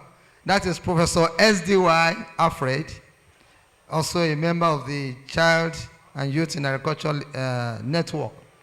And the judges are Professor O.A. Adekunle, the High Chief Professor O.A. Adekunle, the Mogaji of Ibadan land.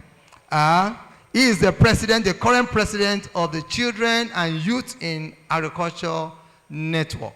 I'd like to recognize you, sir. You are welcome, sir. He's one of the judges of this debate. I want to confirm whether Professor Mrs. Akpata is currently in the hall. Are you around? Okay. The person who is standing for Professor Mrs. Akpata is Dr. Mrs. Olajumoke Ali. Please. She is going to stand in as one of the judges for the debate when the debate starts. Please, can we recognize you? Can stand up, ma'am. That's Dr. Mrs. Olajumoke Ali from the Federal University of Education, Nabi, Ondo. University of Education, Ondo. And Professor S.D.Y. Alfred. You're also welcome, sir. Thank you. I believe we are ready.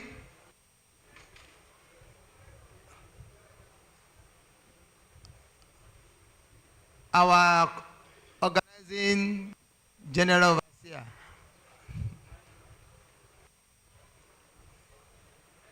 Are you set? Okay. How many questions do we have to pick from? From 60. Very good. How many minutes do you have to answer? 10 seconds. And for the debate, how many minutes? Very good. So you have captured everything. So we are ready to begin. Well, I think we will start so that we can quickly round up this session. I want to hand over.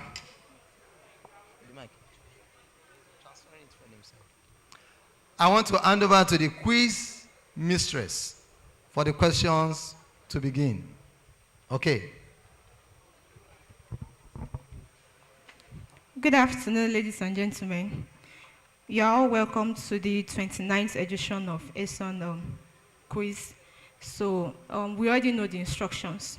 So you have 10 seconds. I'll read the question 2 times, then the option once.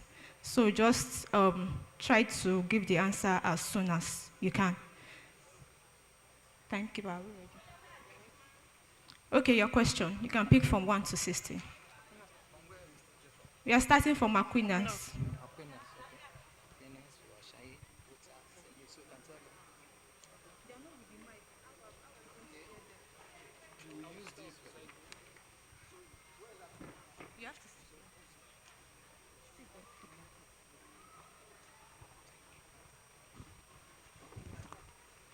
Number 5.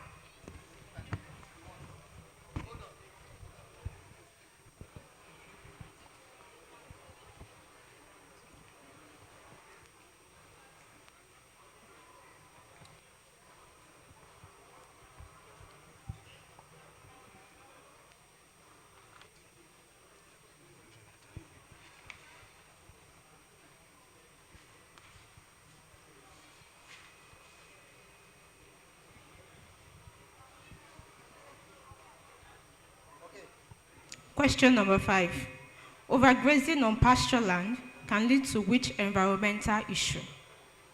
Overgrazing on pastoral land can lead to which environmental issue?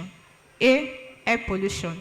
B, soil erosion. C, flooding. D, deforestation.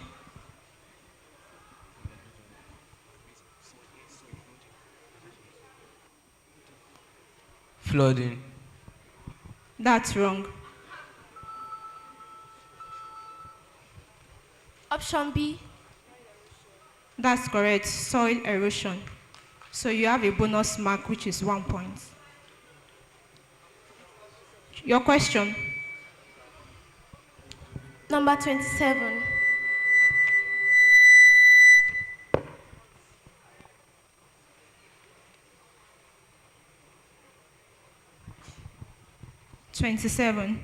Which is not a characteristic of sustainable agriculture?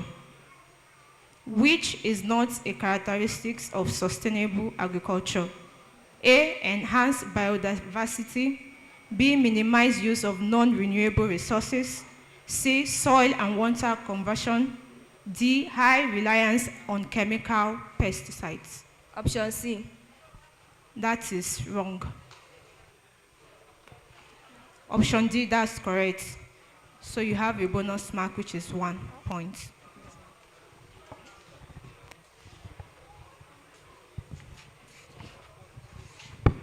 Question 1.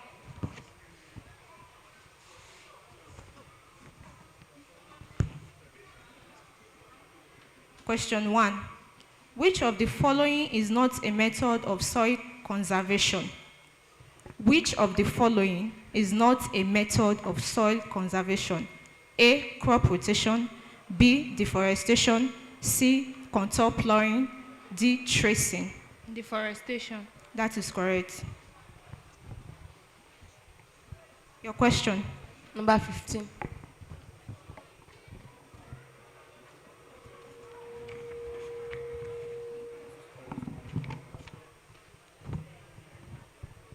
Question number 15.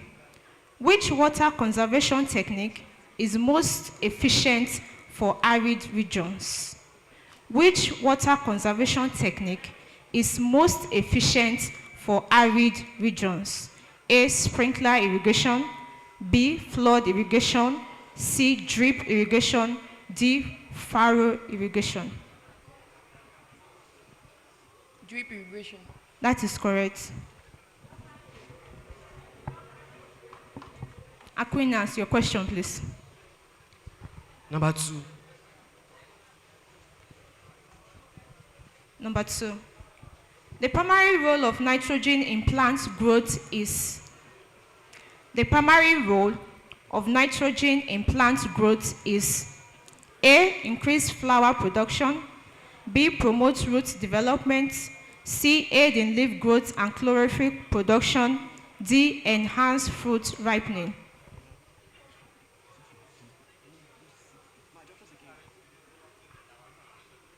C. That is correct, C. Option 24. 24. Again, I only repeat the question 2 times and the option once. Do we understand? Yes, ma'am. Number what? 24. Yes, ma'am. Question number 24. Which of the following is not a micronutrient for plant growth?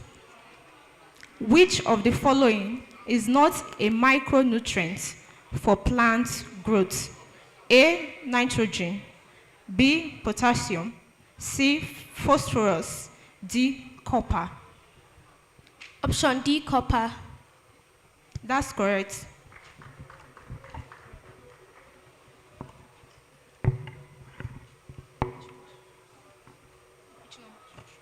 Question 30.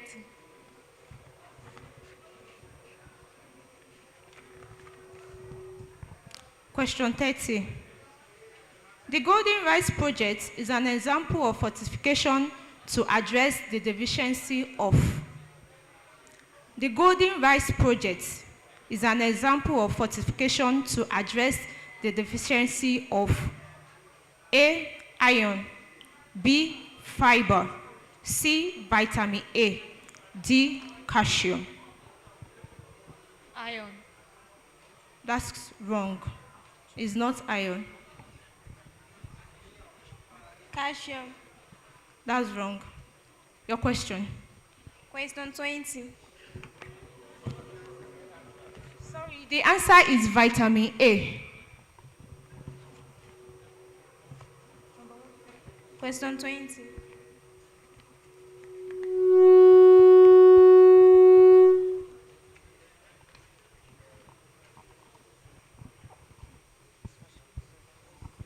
Question 20.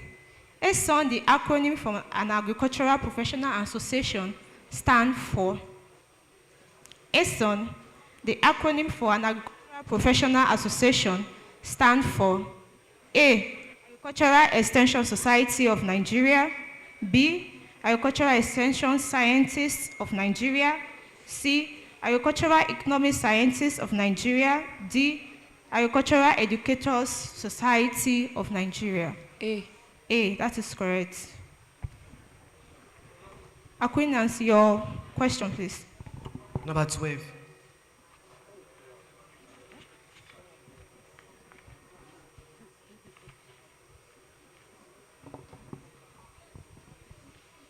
Question 12.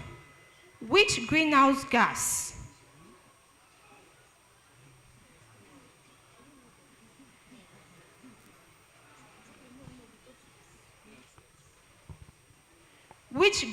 gas is primarily produced by digestive system of ruminant livestock? Which greenhouse gas is primarily produced by digestive system of ruminant livestock? A, carbon dioxide, B, copper, C, methane, D, nitrogen.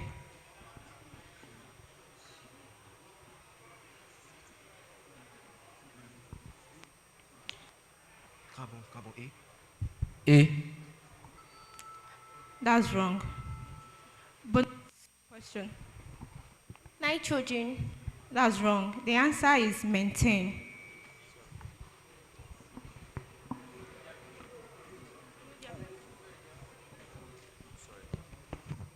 Question 22.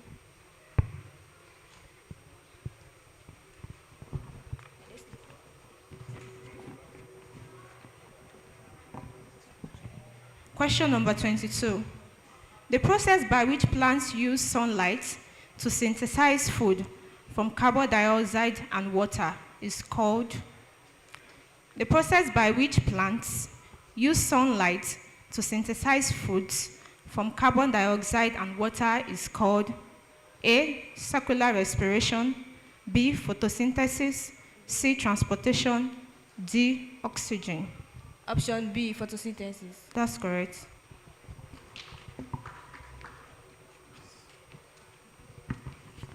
Question 3. Question number 3. Which type of agricultural practice is most sustainable for the environment? Which type of agricultural practice is most sustainable for the environment? A, slash and burn, B, conventional farming, C, organic farming, D, intensive farming. Organic farming. That's correct.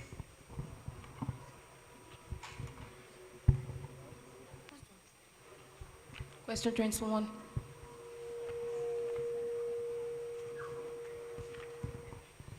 Question number 21. The use of tracing in agriculture is primarily for.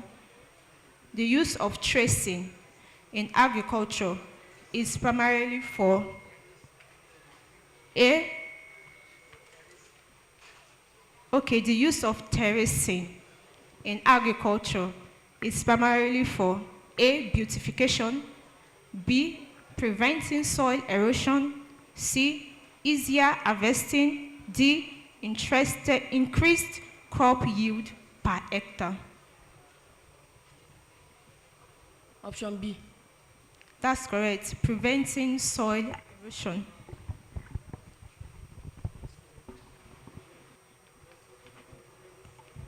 Number 10.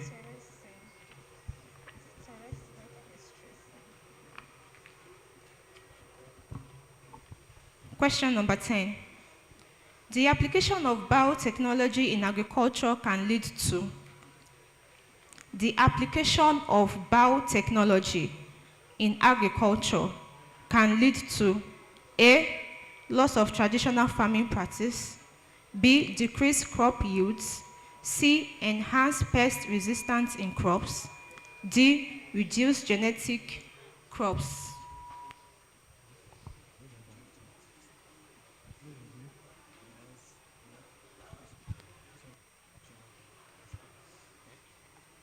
B. That's wrong. Option D. That's wrong. The answer is enhanced pest resistance in crops.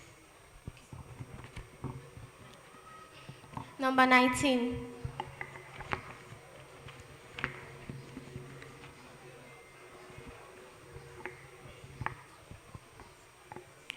Number 19. Question number 19. What is the main contribution of leguminous plants to crop rotation system? What is the main contribution of leguminous plants to crop rotation system? A. They increase the soil pH. B. They decrease the soil nutrients. C. They enhance soil nitrogen content through symbiotic nitrogen fixation. D. They decrease the soil nitrogen. Option C. Option C, that's correct.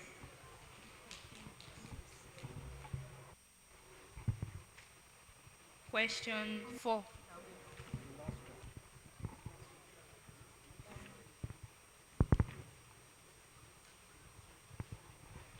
Question number 4. Which livestock has the highest feed conversion efficiency? Which livestock has the highest feed conversion efficiency? A. Cattle. B. Sheep. C. Pigs. D. Chickens. Cattle. That's Pig. You can. It's wrong. Bonus, please. Option D. Option D, chicken. That's correct. Then your question. Question 22.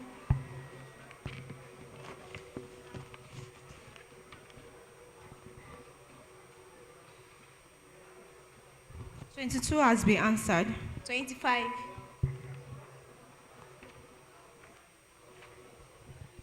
Question number 25. The primary benefits of practicing crop rotation is to. The primary benefits of practicing crop rotation is to A. Minimize use of available land. B. Reduce labor cost. C. Enhance marketability of crop. D. Minimize soil nutrients depletion. C. Option C. That's wrong. Aquinas, your bonus question. D. That's correct.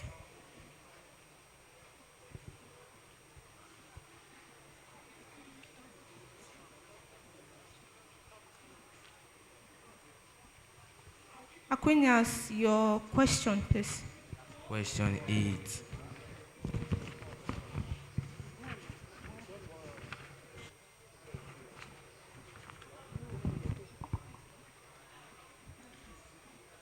Question number 8. Which agronomic practice can contribute to reducing greenhouse gas emission from agriculture?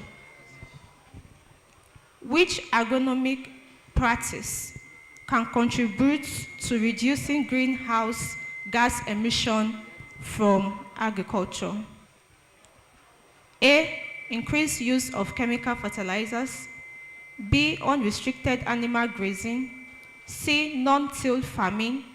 D. Clear-cutting forest.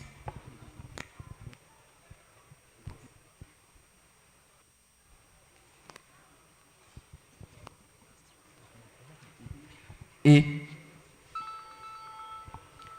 That's wrong. Your bonus question. Option C. Option C, that's correct.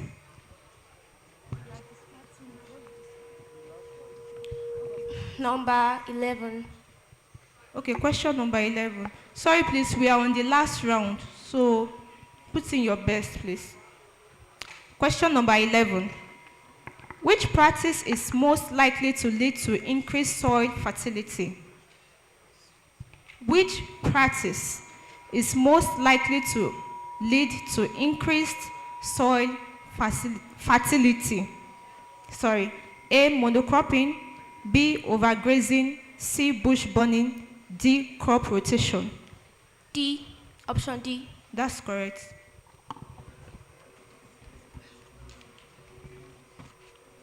Number 9.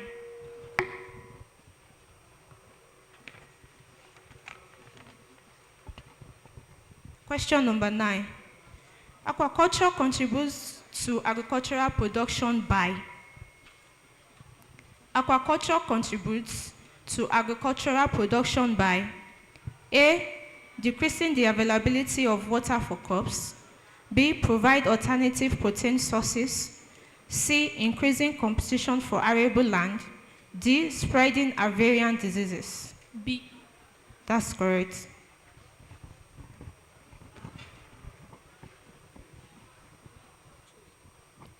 Question 13.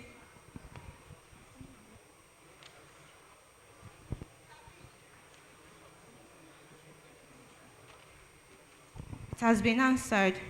Question 10. It has been answered also. 12.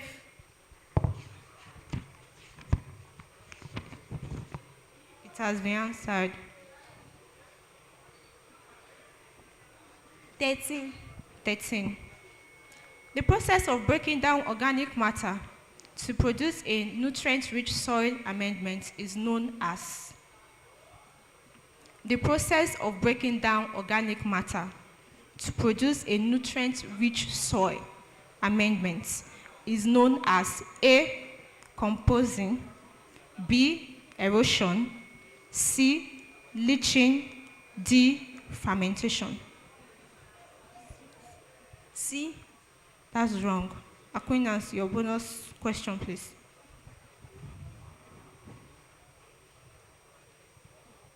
Can you repeat the question?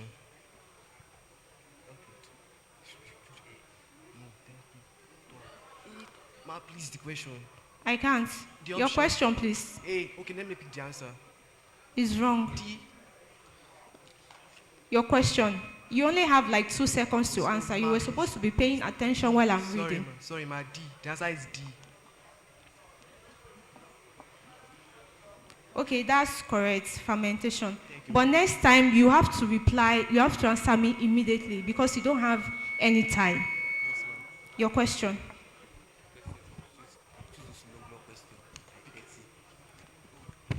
Number 30.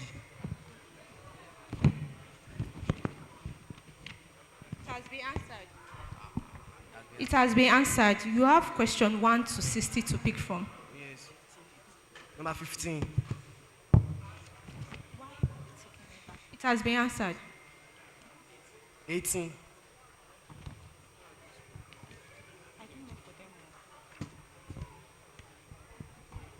Question number 18. A tillage practice that involves minimal soil disturbance and retain crop residues on the crop surface is known as. A tillage practice that involves minimal soil disturbance and retains crop residues on the soil surface is known as A, conventional tillage. B, intensive tillage. C, deep tillage. Option D, conservation tillage. D. That's correct. Number 12. It has been answered. You have question 1 to 60 to pick from. 1 to 60. Number 7.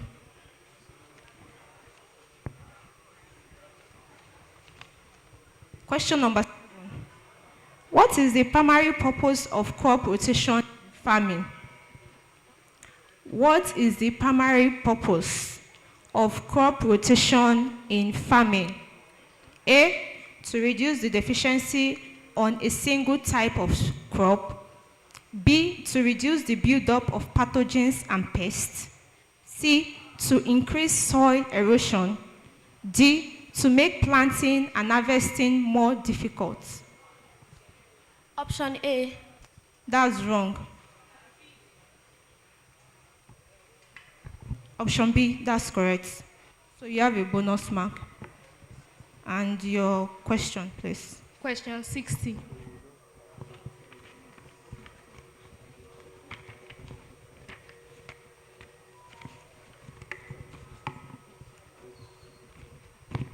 Question number 60.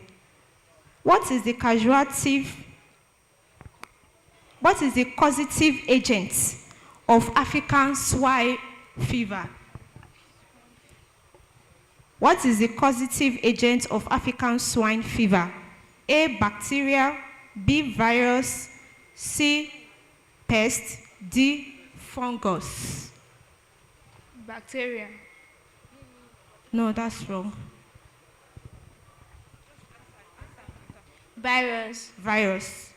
That's correct. Then your question. Number 40.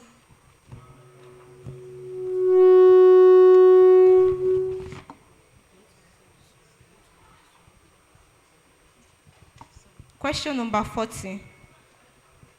The full meaning of OFN, the acronym of an agricultural program in Nigeria, is? The full meaning of OFN, the acronym of an agricultural program in Nigeria, is A, Organized Farmers of Nigeria. B, Organized Farming of Nigeria. C, Operation Feed the Nation. D, Operation Food for the Nation. Operation Feed the Nation. That's correct.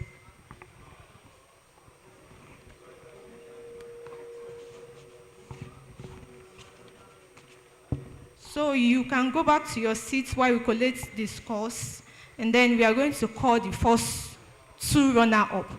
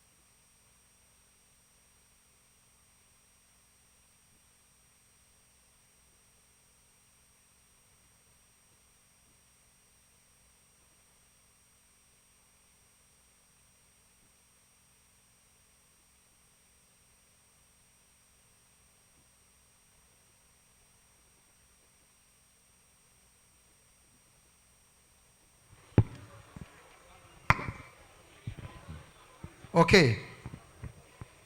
Thank you for the show of knowledge. At the end of the quiz competition, Aquinas College had 8 points. Can you clap for them? FUTA had 11 points. Can we clap for them? Fiwashaye and St. Louis had 14 points respectively. So we already want to know who will win. Since they are the first, they are the best two at the top. We want to call Fiwashaye and St. Louis to come forward and pick the ballot as to what they will support.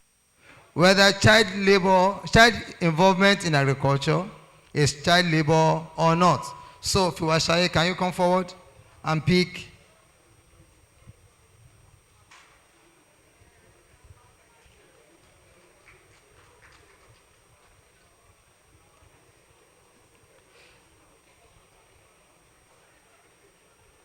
Just pick one. Very good. So, St. Louis, can you come forward too? Can we clap them, St. Louis? So, what did you pick? I've not opened it. Open it. You will use your mouth to say what.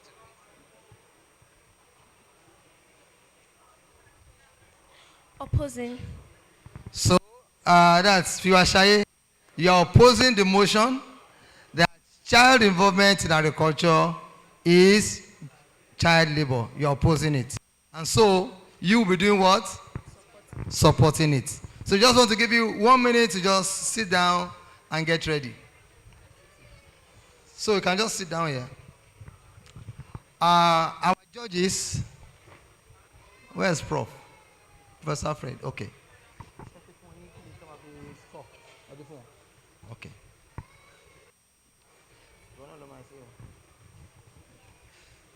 I think we are ready for the debate.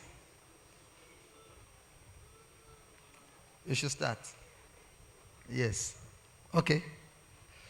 So we have 3 sessions, 3 times to come out. So whichever one you are coming out for, if you watch here we have that's Fiwashaye Girls Grammar School, and this is St. Louis Girls Grammar School. Why are the boys not there now? Okay, so I want to start now. We want to start with those who are supporting. Who is supporting? Yes, St. Louis is supporting. So you have 2 minutes to support. And after that, if you finish before 2 minutes, no problem. But you cannot go beyond 2 minutes for this first time. Thank you. So, over to you.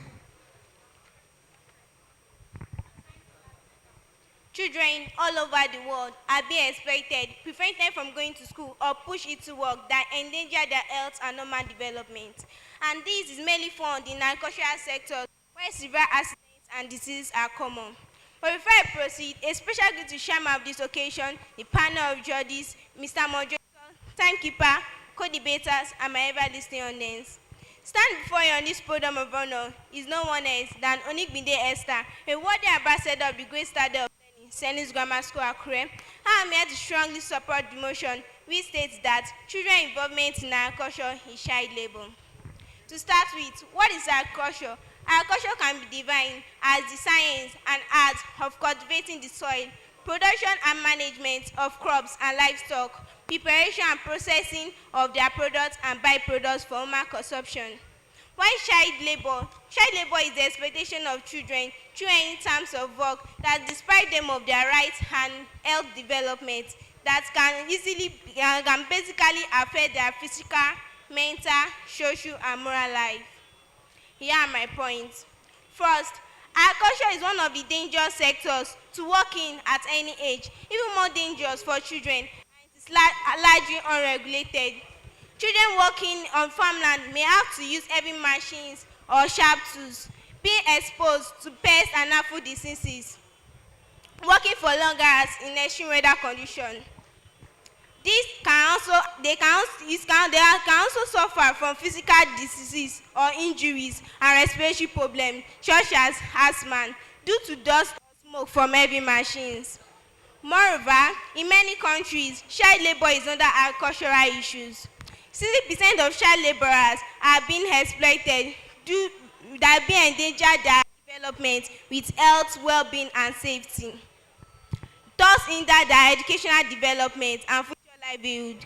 Involvement in agriculture can hinder that cannot make them fulfill their dreams or affect their goals or purpose. I believe with this point of mine, I'll be able to convince you and not to confuse you to clear the doubts in your mind that children involvement in agriculture is child labor. Thanks.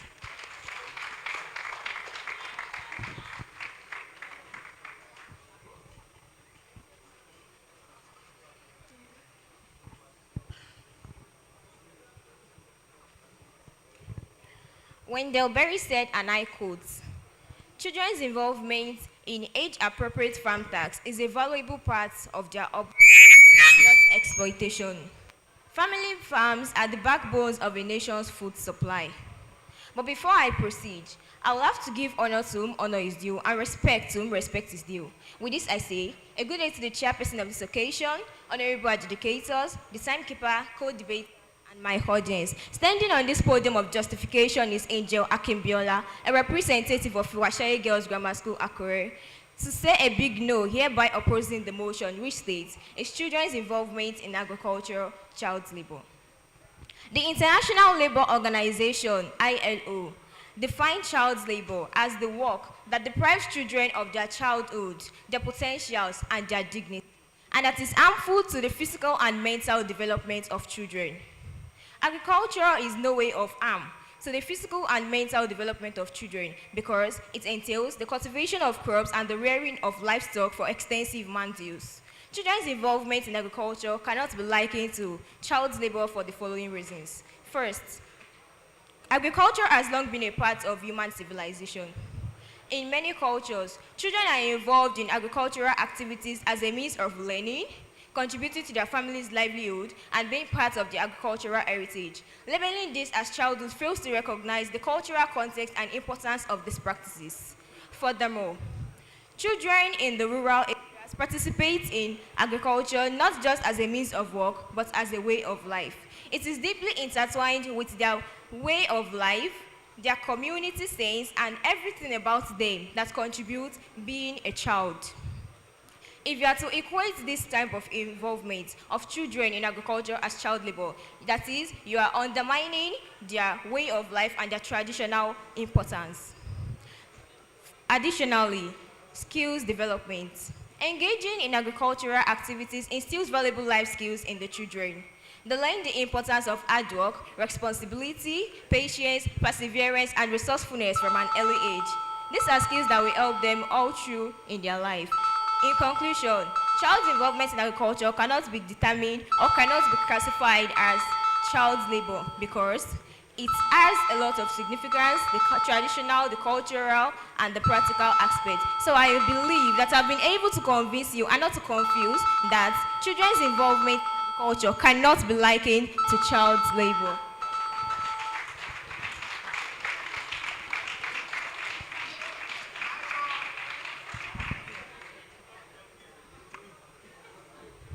Giving birth to a child and engrossing the child in every type of activities, all in the name of agriculture. A question to you, how will you feel if you were that child? But before I proceed, a lovely morning to you, Mr. Chairman of this occasion, panel of judges, timekeeper, my co-debaters, and my fellow students. Standing on this podium is Akishi Faith from the Great Talent of Learning, St. Louis Girls Grammar School, Akure, and I'm here to strongly support the motion which states children involvement in agriculture is child labor. First of all, who is a child? A child is a young man below the age of full physical development, and agriculture refers to the art and science of farming, rearing of crops for man use. If a child is made to pass through this type of activity, it will be regarded as child labor. More so, there are various adverse effects if children are involved in agriculture. Firstly, a child who is made to work on the farm with hoe and cutlass will undergo fatigue and even physical pain, thereby depriving him of going to school and thereby depriving him of sound education. And we all know education is the major key to success. Aside that, the child's social life will be affected. The child that spends hours working on the farm will not be able to mingle with his friends and therefore will feel inferior in complex. To the environment, a child's involvement in agriculture is very bad because the child's inability to use agro-allied chemicals effectively can affect the soil fertility and also affect the plant produced from the soil if consumed. In conclusion, agriculture is supposed to be done by people who have experience and not by people who are considered minors. The adverse effect of agriculture involvement in child is very bad and it is very dangerous. So I believe with this viewpoint of mine, I'll be able to convince you without doubt that children involvement in agriculture is child labor.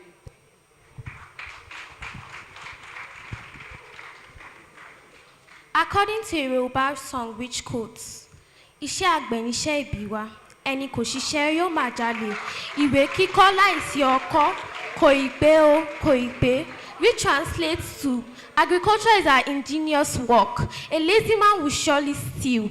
anybody that writing and reading materials without agriculture is insufficient in our country. Reinforcing and adopting established protocol, I am Okitem Luluwa Esther, a bona fide of Washae Girls Grammar School, and I strongly oppose the motion that children's involvement in agriculture is child labor.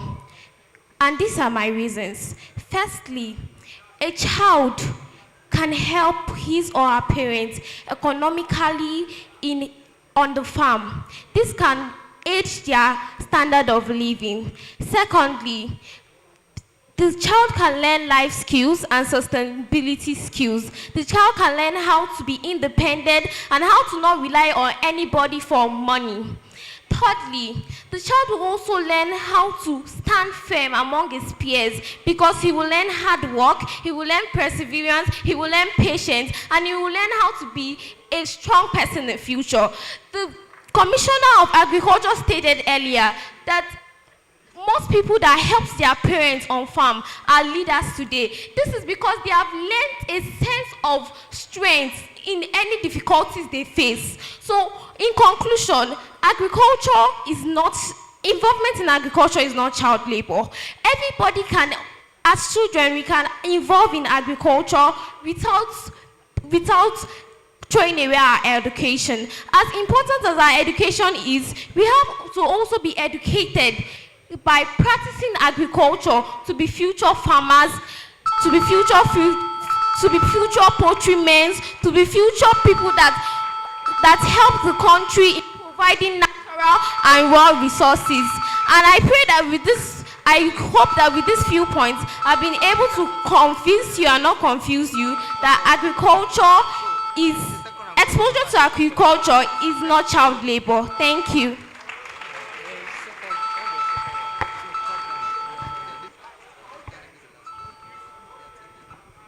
This is the last round, please. The last round. This is the last round. Standing on the existing protocol, my name is Akishu Faith. My partner here said agriculture is an indigenous occupation. Agriculture is not only the indigenous occupation we have in Nigeria. Hunting is also an indigenous occupation, and it's a generational occupation. And she said, if no one is involved in agriculture, you can steal. People collect children from parents and promise them a brighter future and a sound education. And when they get there, they involve them in only agriculture. It's only agriculture that can involve them. They cannot involve them in hunting or any other job or work. So there's children involvement in agriculture is child labor, and it is very, very dangerous. Thank you. I believe the aspects of hunting. I believe hunting is also an aspect of agriculture because it deals with the rearing of animals. And also, you talk about the people that take away their children for agriculture. That doesn't mean we should discourage the fact that every child should be exposed to agriculture. So I still strongly stand firm on the motion that agricultural involvement of children is not child labor.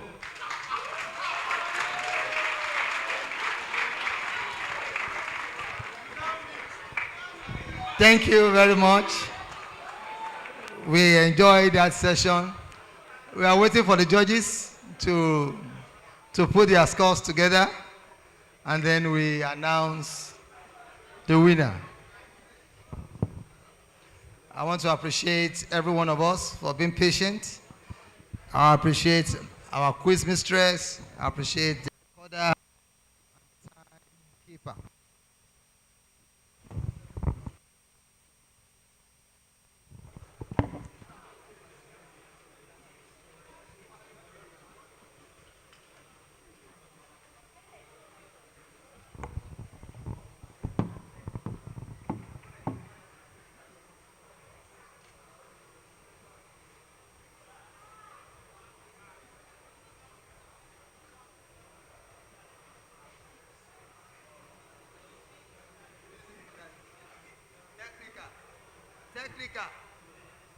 Technical. Is there music interlude while the judges are working?